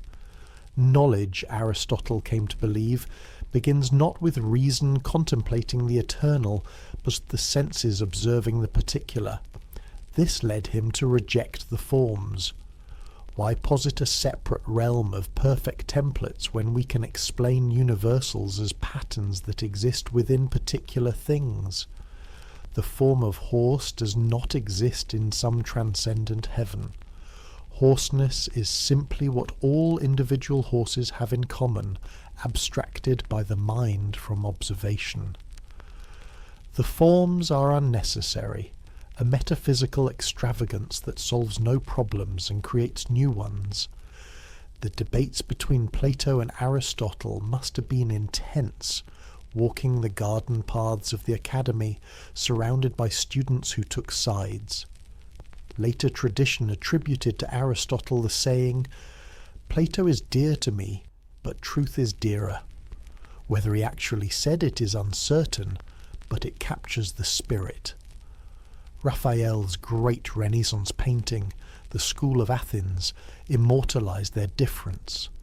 In the center of the fresco, Plato stands pointing upward toward the heavens, toward the realm of eternal forms. Beside him, Aristotle gestures horizontally, his hand sweeping toward the earth, toward the physical world we inhabit. Two gestures, two philosophies, two ways of understanding reality. For 20 years, Aristotle remained at the academy, learning, teaching, writing, arguing. But when Plato died in 347 BC, the leadership of the school did not pass to him. Speusippus, Plato's nephew, was chosen as scholarch, head of the academy. The choice was perhaps political, perhaps personal. Aristotle was a foreigner, a Macedonian, and Athens was increasingly hostile to Macedon's growing power. Or perhaps Speusippus and the inner circle felt Aristotle had drifted too far from the master's teachings. Whatever the reason, Aristotle left Athens. He spent time in Assos in Asia Minor and on the island of Lesbos. Eventually he was summoned to Macedon to tutor the young prince Alexander, the boy who would become Alexander the Great. And later still he returned to Athens and founded his own school, the Lyceum, a rival to the Academy. Plato and Aristotle became the two pillars of Western philosophy, their influence intertwined and inseparable.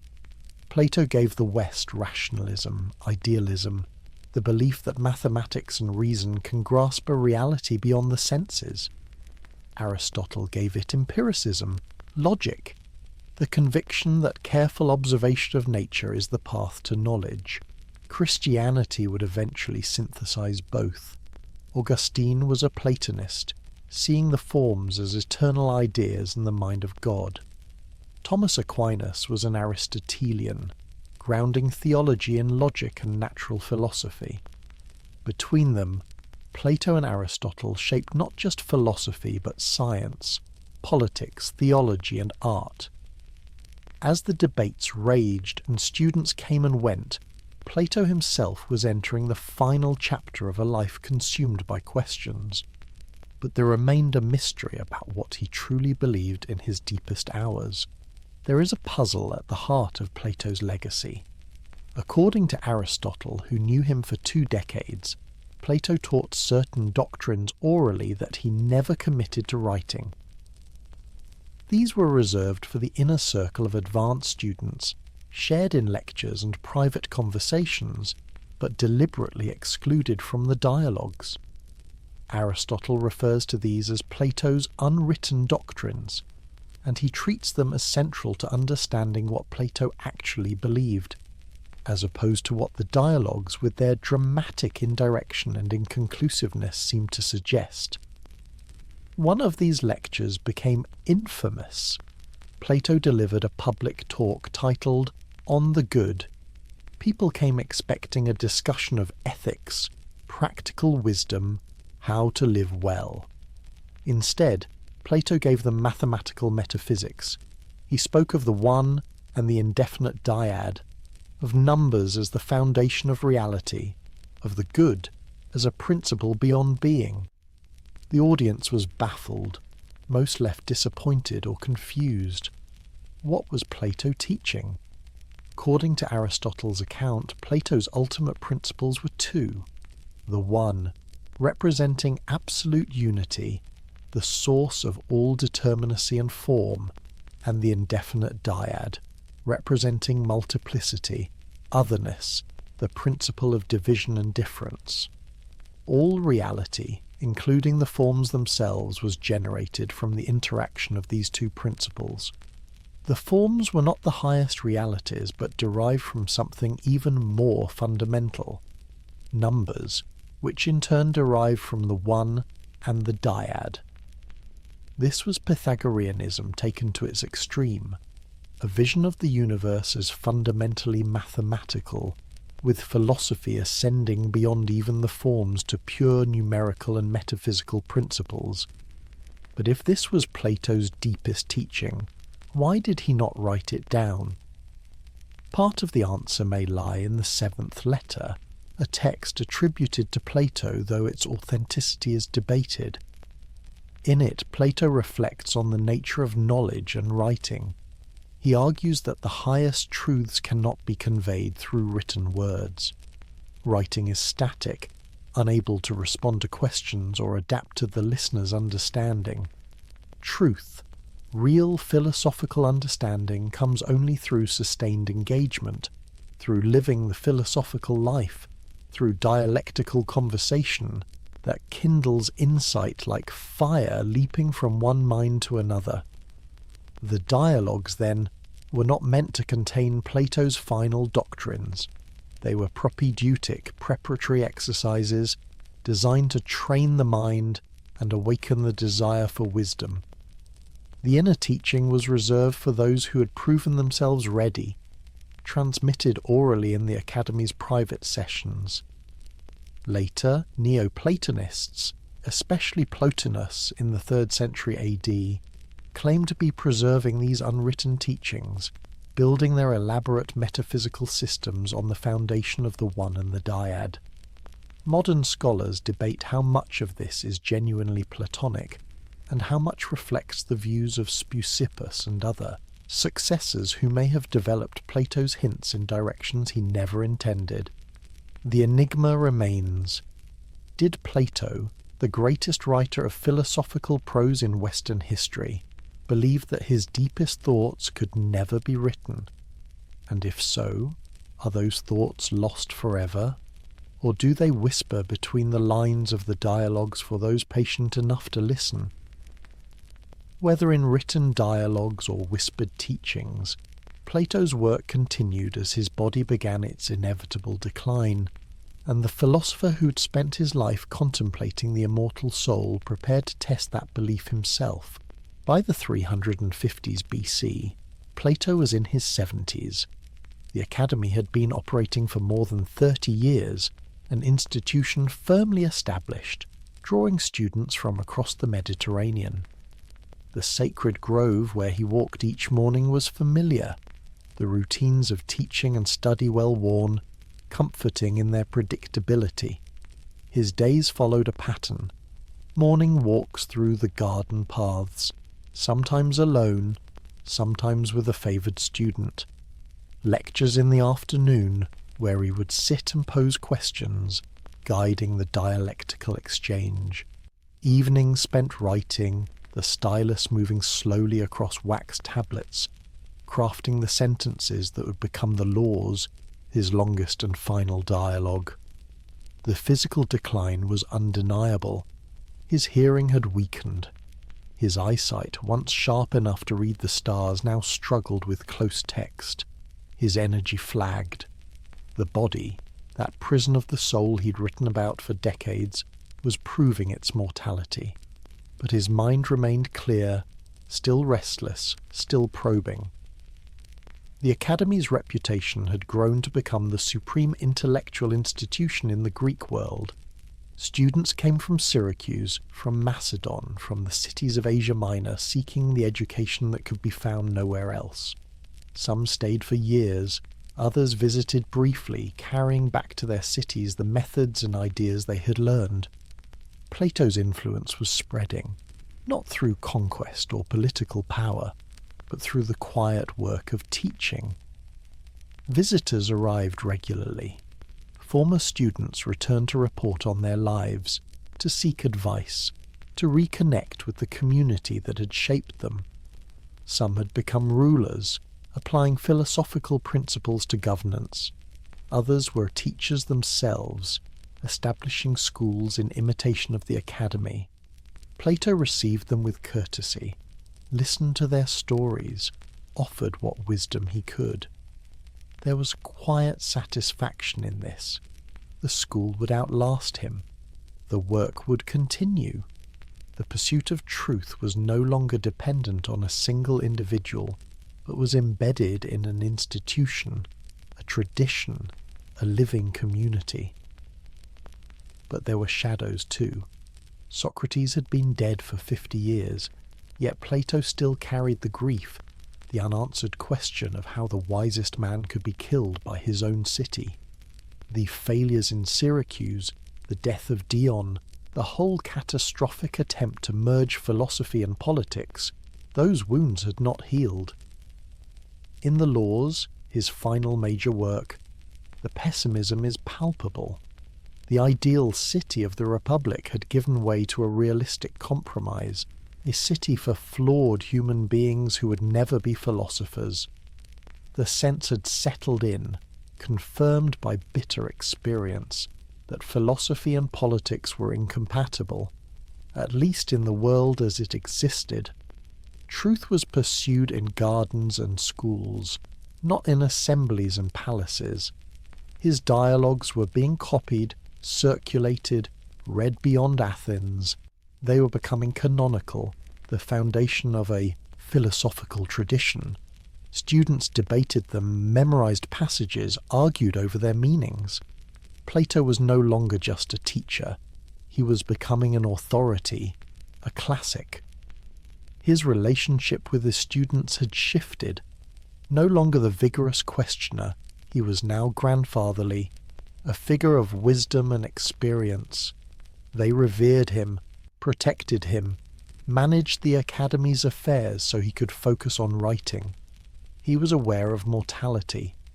The soul's immortality was not just a theory but a lived belief, a conviction that shaped how he faced the coming end.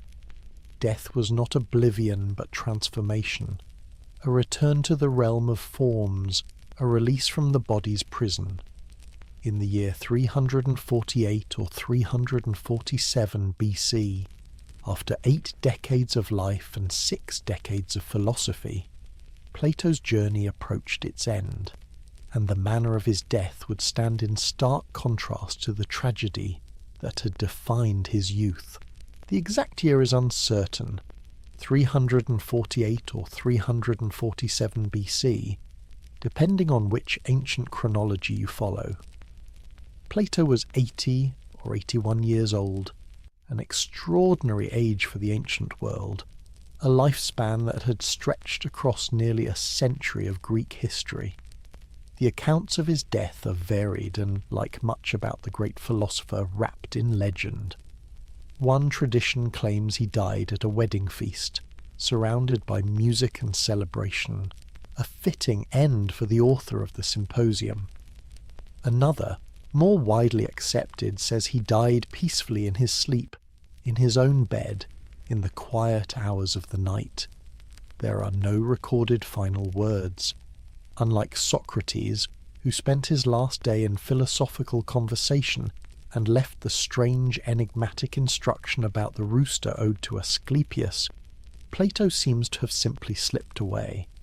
No trial, no poison, no injustice. Just the natural conclusion of a long and fully lived life. Some sources say he was found in the morning with a stylus still nearby, suggesting he'd been working even in his final hours, perhaps on the laws, which some believe he left unfinished. The image is poignant, the philosopher at work until the very end, the examined life pursued to the last breath. His body was prepared for burial according to Athenian custom. The academy community, his students and colleagues, grieved. They had lost not just a teacher, but the centre of their intellectual world, the man who had founded the school and defined its mission. Funeral rites were performed, eulogies delivered by those who had known him best. The question of where he was buried has two answers in the ancient sources. Some say he was laid to rest in the academy grounds themselves, the sacred grove that had been his life's work, allowing him to remain in spirit where he had spent his final decades.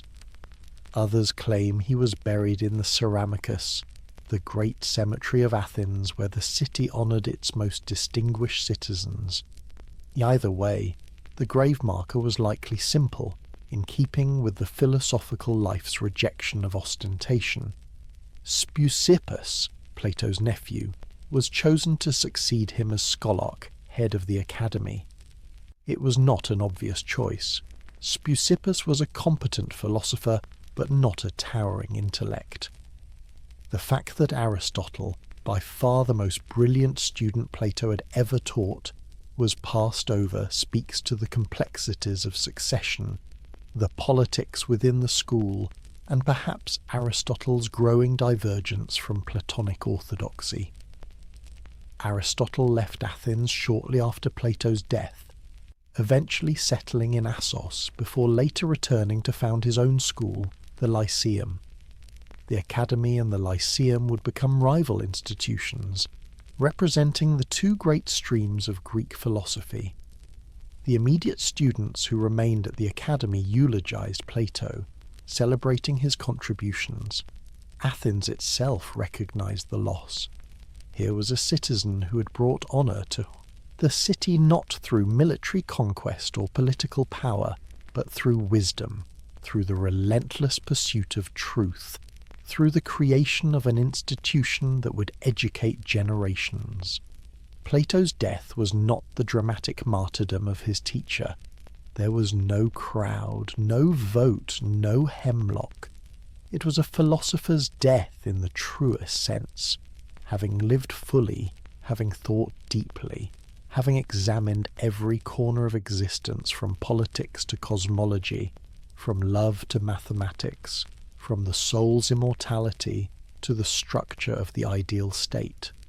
Socrates had lived the unexamined life is not worth living.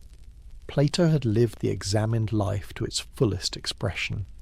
And now, according to his own teaching, his soul was free, released from the body's prison, ascending to the realm of forms he had spent a lifetime trying to describe. But death was not the end of Plato's influence. It was barely the beginning, and the ideas he left behind would shape human thought in ways he could never have imagined. When Plato died, the Academy did not. Speusippus, his nephew, took control as Scholarch, the head of the school, and under his leadership the institution continued. He led from 347 to 339 BC, 8 years during which he emphasized the mathematical and mystical dimensions of Plato's thought, particularly the doctrine of the one and the indefinite dyad that Plato had taught orally but never written down. After Speusippus came Xenocrates, who led from 339 to 314 BC, a steady and systematic thinker who worked to preserve what he understood as Platonic orthodoxy. Then came Polemon, and after him Crates. This period, the old academy remained faithful to the spirit of the founder, continuing to teach the immortality of the soul, the reality of the forms, and the centrality of mathematics and dialectic. But in the 3rd century BC, something unexpected happened. The academy took a skeptical turn. Around 266 BC, Arcesilaus became scholarch and transformed the school's teaching. He argued that Socrates' true legacy was not the theory of forms, but his confession of ignorance. Socrates had said he knew nothing. Arcesilaus radicalized this into a philosophical position. True knowledge is impossible. We can never be certain of anything. The best we can do is suspend judgment and examine all sides of every question. The academy became a school of skepticism, dedicated to dismantling dogmatic claims rather than defending any positive doctrine. This Middle Academy phase continued under Carneades in the 2nd century BC. He refined the skeptical position into probabilism, arguing that while certainty is impossible, we can judge some beliefs as more likely than others and act on degrees of probability. The dogmatic certainty of the forms was abandoned. It was a strange fate for Plato's school, but perhaps not entirely unfaithful. After all, many of Plato's dialogues end in aporia, in puzzlement, with no final answers. Perhaps the skeptics were emphasizing one strand of the Platonic inheritance. In the 1st century BC, the academy shifted again. Antiochus of Ascalon led a return to what he called the true Plato, rejecting the skeptical detour and reviving interest in the classic doctrines. This phase, sometimes called Middle Platonism, blended Plato with elements of Stoicism and Aristotle, creating a synthetic philosophy that would influence the Roman world. Cicero, the great Roman orator and statesman, studied at the academy under Antiochus and brought Platonic ideas to Rome, translating Greek philosophical vocabulary into Latin and making Plato accessible to a new culture. Meanwhile, outside the academy, a new interpretation of Plato was emerging. Neoplatonism, developed by Plotinus and his successors in the 3rd century AD, would become the dominant form of Platonic thought in late antiquity. But the academy itself continued in Athens as a centre of philosophical education, teaching generations of students who carried its methods across the Mediterranean. For 916 years, the academy operated continuously.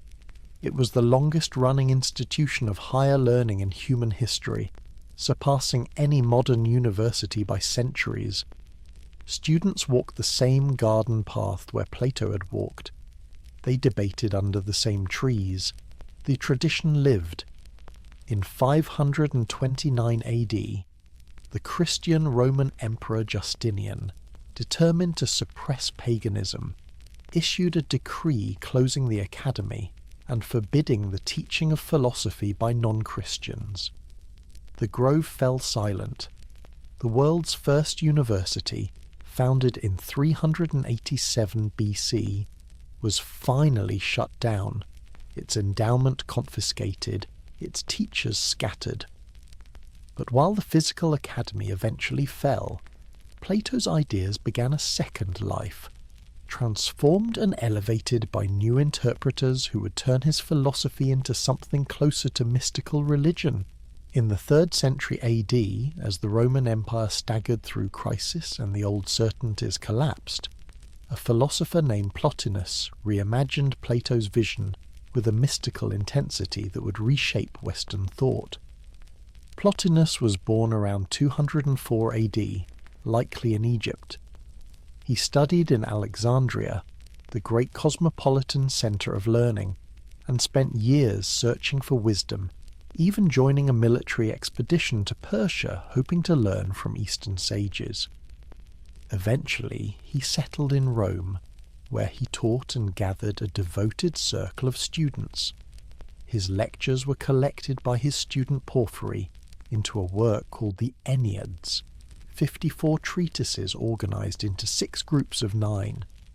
At the heart of Plotinus's system was the One, the absolute source of all reality, beyond being itself, beyond thought, beyond description. The One is not a thing among things, or even a god in the traditional sense. It is utterly transcendent, ineffable, the pure principle of unity from which everything else flows. From the One emanates the intellect, the realm of the forms, the divine mind that contains all eternal truths and archetypes.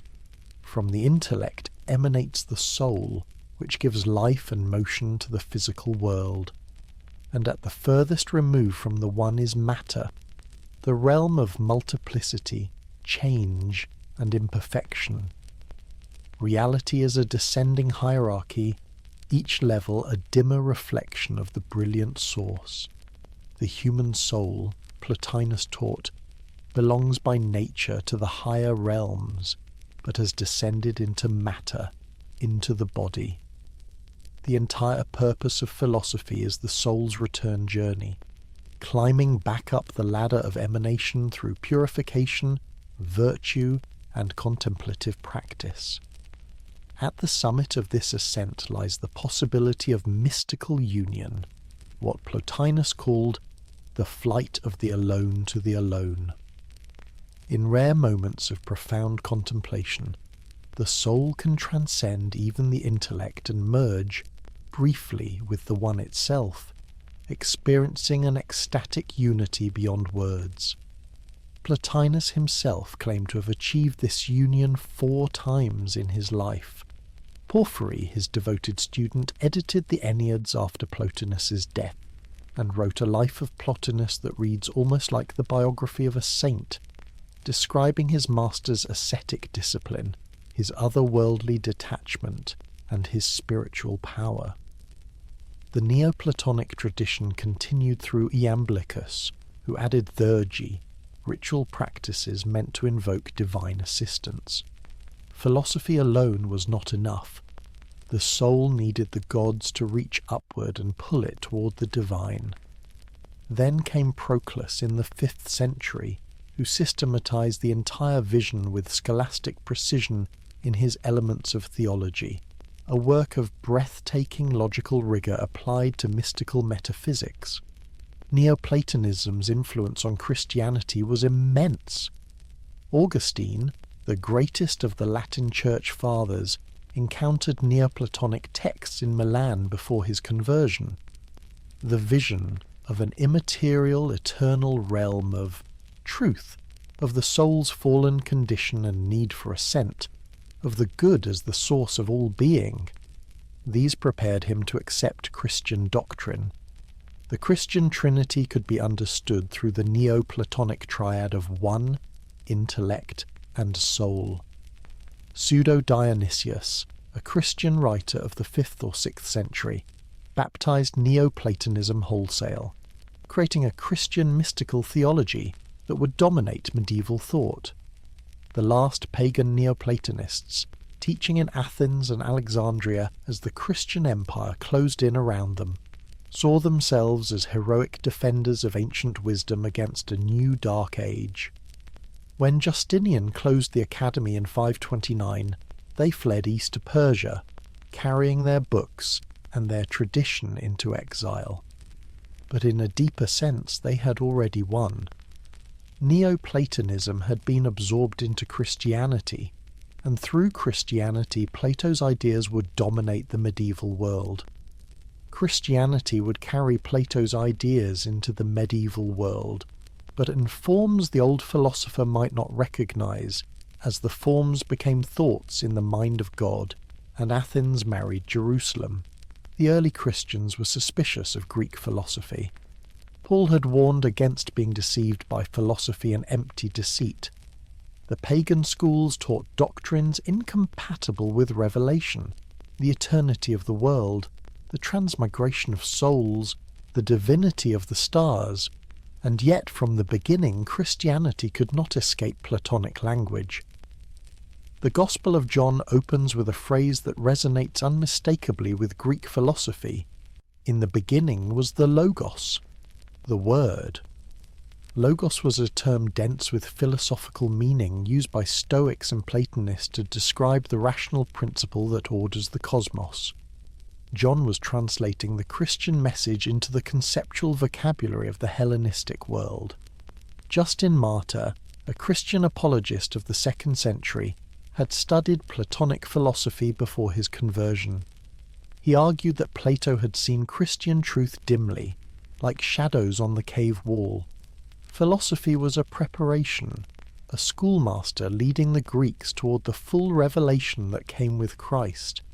Whatever was true in Plato was compatible with Christianity, because all truth comes from the same divine source. Clement of Alexandria pushed further. Philosophy was God's gift to the Greeks, just as the law was God's gift to the Jews. Both prepared the way for the gospel. Origen, the brilliant and controversial theologian of the 3rd century, incorporated Platonic cosmology wholesale. He taught the pre-existence of souls, the idea that all rational beings existed before their embodiment and fell into matter through some primordial choice. The Church would later condemn this as heretical, but it shows how deeply Platonism had penetrated Christian thought. The pivot came with Augustine of Hippo in the late 4th and early 5th centuries. Augustine's Confessions tells the story of his conversion, and Platonism plays a central role. Struggling with materialism, unable to conceive of anything immaterial, Augustine encountered the books of the Platonists, translations of Plotinus and Porphyry. Reading them, he experienced a vision of eternal, immaterial truth, a realm beyond the physical senses. It shattered his materialist assumptions and prepared him, intellectually and spiritually, to accept Christianity. Later, Augustine reflected that Platonism showed him what to seek: the eternal, the good, the immaterial God. Christianity showed him how to reach it, through grace, through Christ, through the Church. In Augustine's mature theology, the forms become the eternal ideas in the mind of God. They are not a separate realm, but the thoughts of the Creator, the archetypes according to which all things are made. The soul's journey is not a mystical ascent, but a return to God through faith and love. Time and eternity, earth and heaven, the city of man and the city of God, all these distinctions carry Platonic structure. For 1,000 years, medieval scholasticism would be dominated by Christian Platonism. Only in the 13th century, when Aristotle's works were rediscovered and translated from Arabic, would Thomas Aquinas attempt a grand synthesis of Aristotelian philosophy and Christian theology. Dante Alighieri, writing the Divine Comedy in the early 14th century, places Plato in limbo, the first circle of hell. It is the highest honour a pagan can receive. No punishment, only the sorrow of being separated from God. Plato dwells there with Homer, Aristotle, and the other virtuous pagans who lived before Christ, noble souls denied salvation only by the accident of their birth. It is a recognition of the debt. Christianity had become unthinkable without Plato. The forms, the immortal soul, the ascent from material to spiritual, the vision of the good, these were now woven into the fabric of Christian metaphysics and mysticism. But the Renaissance would rediscover a Plato less tamed by Christianity, more radical and inspiring, and in that rediscovery, modernity would begin, For 1,000 years, Western Europe knew Plato mostly through fragments and second-hand accounts. Augustine had read him. Boethius had translated a few works. The Timaeus was available in a partial Latin translation, but the dialogues as a whole, the Republic, the Symposium, the Phaedo, the Laws, these were lost to the Latin West, preserved only in Greek manuscripts locked away in the libraries of Byzantium. Then, in 1453, Constantinople fell to the Ottoman Turks. The great city that had been the eastern bulwark of Christendom for over 1,000 years was conquered. As the Ottomans swept through the streets, Greek scholars fled west, carrying with them the most precious cargo imaginable: manuscripts. Ancient texts that had not been seen in Italy for centuries suddenly appeared in Florence, Rome, and Venice. Among them was the complete corpus of Plato. Cosimo de' Medici, the de facto ruler of Florence, was fascinated. He was a banker and a politician, but also a patron of learning, committed to the revival of ancient wisdom. He acquired a Greek manuscript of Plato's complete works and commissioned a young scholar named Marsilio Ficino to translate it into Latin. Ficino devoted his life to the task. In 1484, he published the first complete Latin translation of Plato ever produced in the West. For the first time in nearly 1,000 years, Europeans could read the Republic, the Symposium, the Phaedo in their entirety. Cosimo also funded Ficino to establish a Platonic academy in Florence. Not a formal school like Plato's original, but a circle of humanists, poets, artists, and thinkers who gathered to discuss philosophy, beauty, and the soul. It became the intellectual heart of the Renaissance. One member of this circle was Pico della Mirandola, who wrote the Oration on the Dignity of Man, a text that became a manifesto of Renaissance humanism. Drawing on Plato, Pico argued that human beings occupy a unique position in the cosmos, between beasts and angels. Unlike other creatures, humans are not fixed by nature. They can choose to descend into animal appetites or ascend toward divine contemplation. The soul's freedom and capacity for self-transformation, this was Platonic doctrine reborn. Artists embraced the theory of forms with revolutionary enthusiasm. The sculptor's task, they now understood, was not to invent, but to reveal. The ideal form already existed, eternal and perfect. Michelangelo famously said that the sculpture was already complete within the marble. He merely removed the excess stone to free it. This was Platonism applied to art. The physical statue as an imperfect copy of the perfect form the artist had glimpsed through reason and imagination. Leonardo da Vinci filled his notebooks with studies of mathematical proportions, seeking the ideal ratios that govern beauty in the human face and body. Architecture embraced Platonic geometry. Andrea Palladio designed villas based on perfect mathematical relationships, buildings meant to embody harmony and proportion, reflections of the eternal forms. In literature, the concept of Platonic love became central to courtly poetry. Petrarch, Dante, and later Spenser celebrated love as a spiritual force that elevates the soul toward the divine, not mere physical desire, but eros, transformed into a ladder of ascent toward beauty itself. Political thinkers revived the dream of the ideal city. Thomas More's Utopia imagined a perfect island society governed by reason. Tommaso Campanella's City of the Sun described a philosophical republic organized according to wisdom and virtue. Both were self-conscious descendants of Plato's Republic.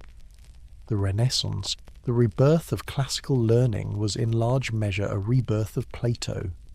Humanism, art, architecture, poetry, political theory, all were steeped in the recovered dialogues.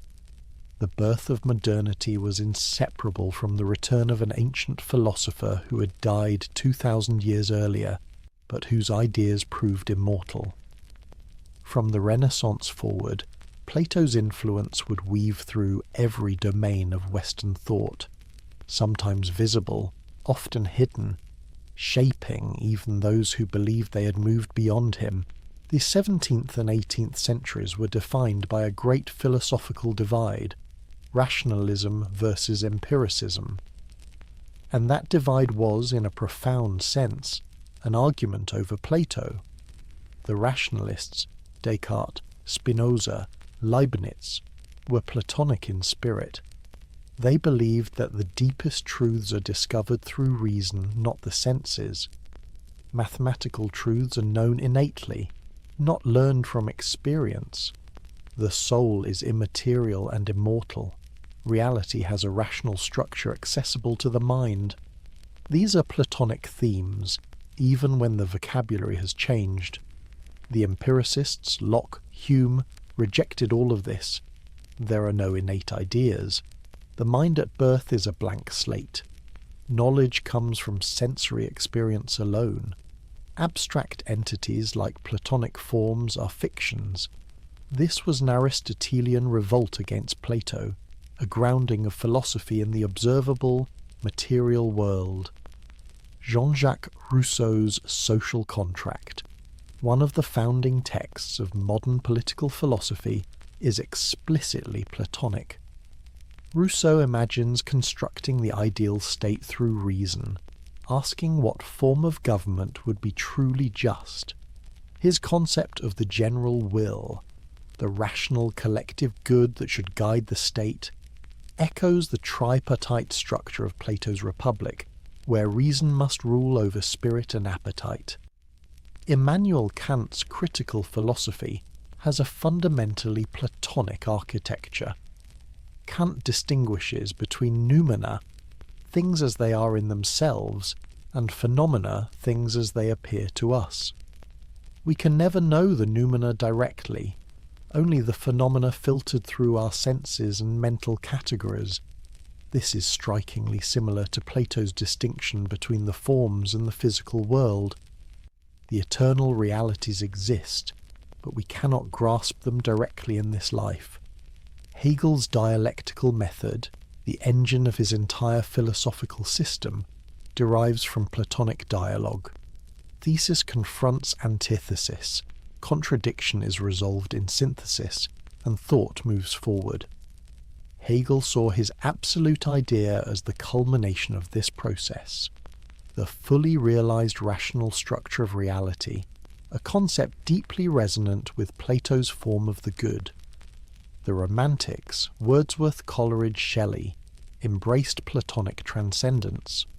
Wordsworth's ode, Intimations of Immortality, describes the soul as coming from afar, trailing clouds of glory from a heavenly origin, precisely the Platonic doctrine of recollection and pre-existence. The 19th century brought fierce challenges.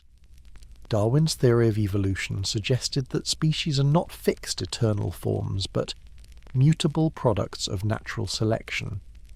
Marx turned Plato on his head, arguing that material conditions determine ideas, not the other way around. Nietzsche attacked Plato as the great villain of Western philosophy, the architect of a true world that devalues this world, a life-denying metaphysics that poisons human vitality. Yet even these critiques prove Plato's centrality. You cannot reject what is not influential. In the 20th century, Alfred North Whitehead delivered the famous verdict: the safest general characterization of the European philosophical tradition is that it consists of a series of footnotes to Plato. Whether in process philosophy, analytic philosophy, or phenomenology, Plato remains the interlocutor. Karl Popper, in The Open Society and Its Enemies, critiqued the Republic as a proto-totalitarian blueprint, a closed society hostile to freedom and change.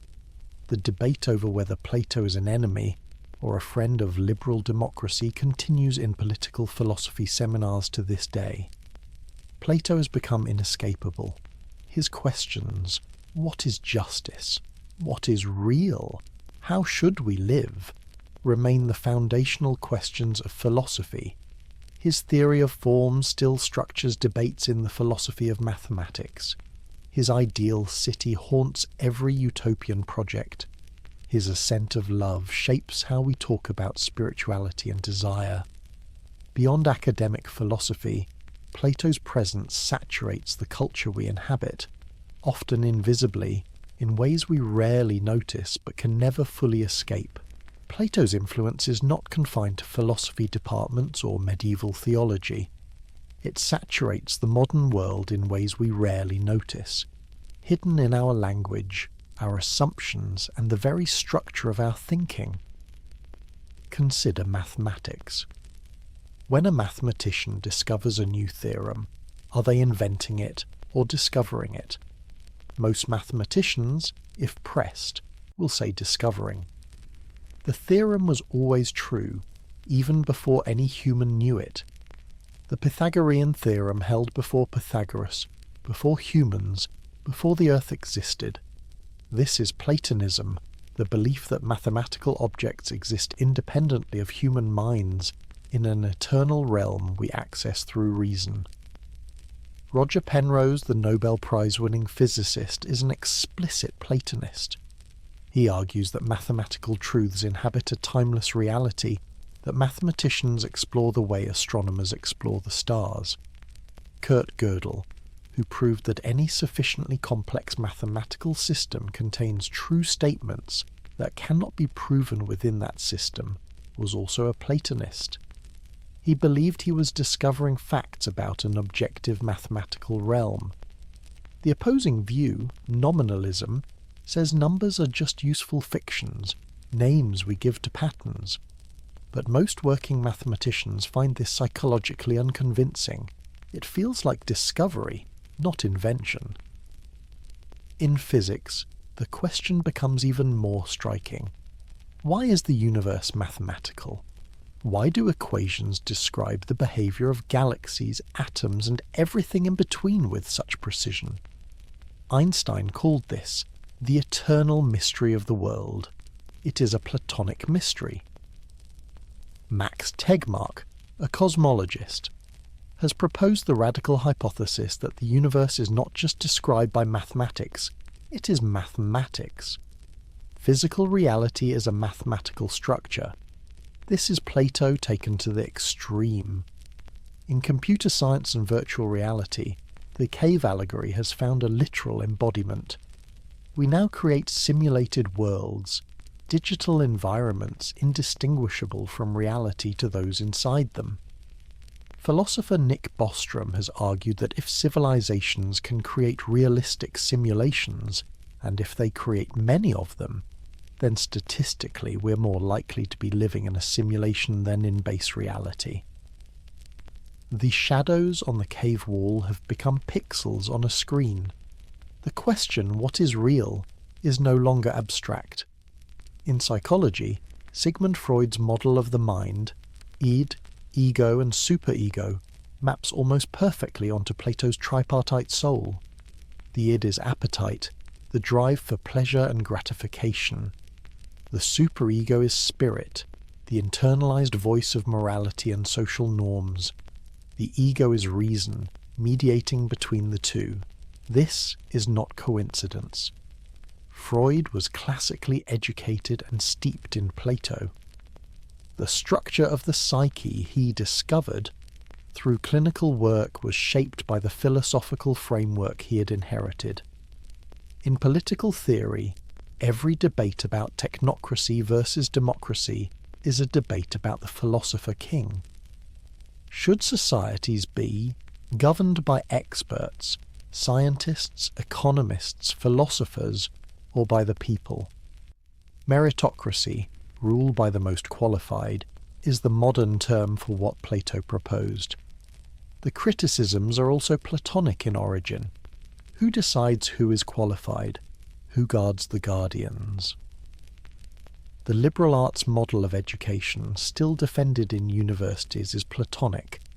The trivium and quadrivium, grammar, logic, rhetoric, arithmetic, geometry, music and astronomy, these were meant to free the mind from the cave of ignorance, to train reason before moving to specialized knowledge. Education as liberation, not job training. In popular culture, Plato is everywhere. The Matrix trilogy is an explicit retelling of the cave allegory. Neo is the prisoner freed to see reality, then burdened with the mission to return and free others. The Truman Show, Inception, Dark City, all explore Platonic questions about the nature of reality and illusion. Even our language betrays the influence. When we speak of a Platonic ideal, we mean the perfect version of something, the standard against which imperfect instances are measured. We are invoking the theory of forms without realizing it. Plato is not a historical curiosity. He is part of the operating system of Western thought, running quietly in the background of our minds. In our final moments together, we return to where we began, a young man in an Athenian courtroom watching his teacher die, and the question that haunted him for 80 years. We began with Socrates' trial in 399 BC, with a young aristocrat named Plato watching the wisest man in Athens condemned to death by a democratic jury for the crime of asking questions. That moment shattered Plato's world and gave birth to the question that will consume the next 50 years of his life. What is justice? After 8 decades of living and 6 decades of philosophy, what was Plato's answer? It was complex. It evolved. The Republic's ideal city, with its philosopher-kings and communal child-rearing and censorship of poetry, can be read as a sincere blueprint for a just society, or as a warning about what perfection would actually require. Perhaps it is both. Perhaps Plato was showing us what justice demands and forcing us to confront whether we are willing to pay the cost. The question remains alive. Is justice giving each person what they deserve, as Plato suggested? Or is it equality, fairness, liberty? Every political philosophy since has been an attempt to answer or refine or reject Plato's framing, but none has escaped it. What is real? Plato argued for the existence of an eternal, immaterial realm of forms, more real than the physical world we perceive. Are we discovering truth or constructing it? Science discovers mathematical laws that seem to exist independently of us. Plato vindicated. But neuroscience suggests that categories like beauty and justice are patterns our brains create. Aristotle's critique confirmed. The question is unresolved, perhaps unresolvable, but it is still Plato's question. What is the good life? Plato's answer was contemplation of truth, the harmony of the soul achieved through reason ruling over spirit and appetite, the philosopher's ascent from the cave to the sunlight. The modern world offers different answers: pleasure, success, authenticity, connection, freedom. But the question itself, the demand that we justify how we live rather than simply drift through existence, that is Socratic and Platonic. The unexamined life is not worth living. We may reject Plato's answer, but we cannot escape his question. Can politics ever be just? Every attempt to create a philosopher-king has failed. Syracuse ended in assassination. The French Revolution's reign of virtue became the reign of terror.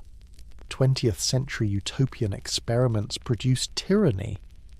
And yet we cannot stop trying to improve our systems, to imagine better forms of government, to ask whether rule by the people or rule by the wise is the path to justice. The attempt and the failure are both part of Plato's legacy.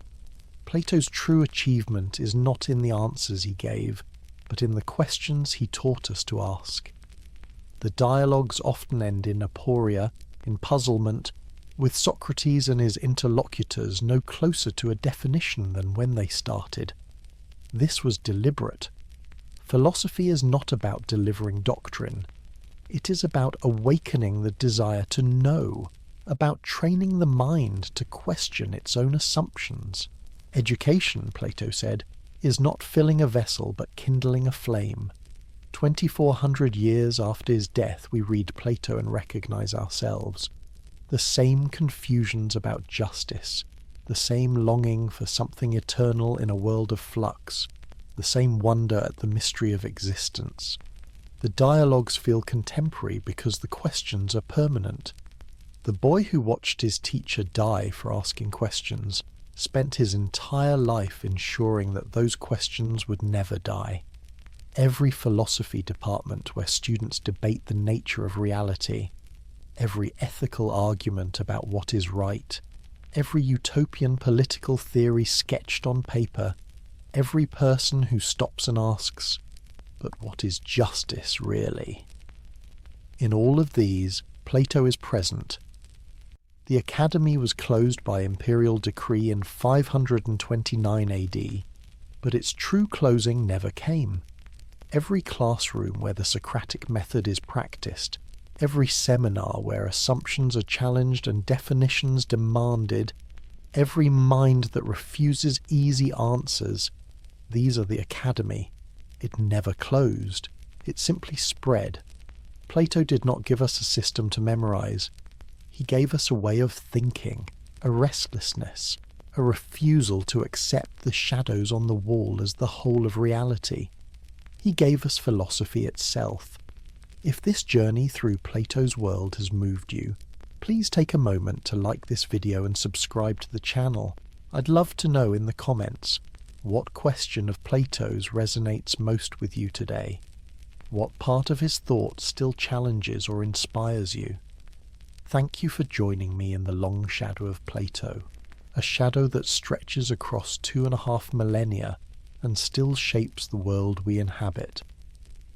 Until our next journey into the past, I wish you a calm and peaceful night.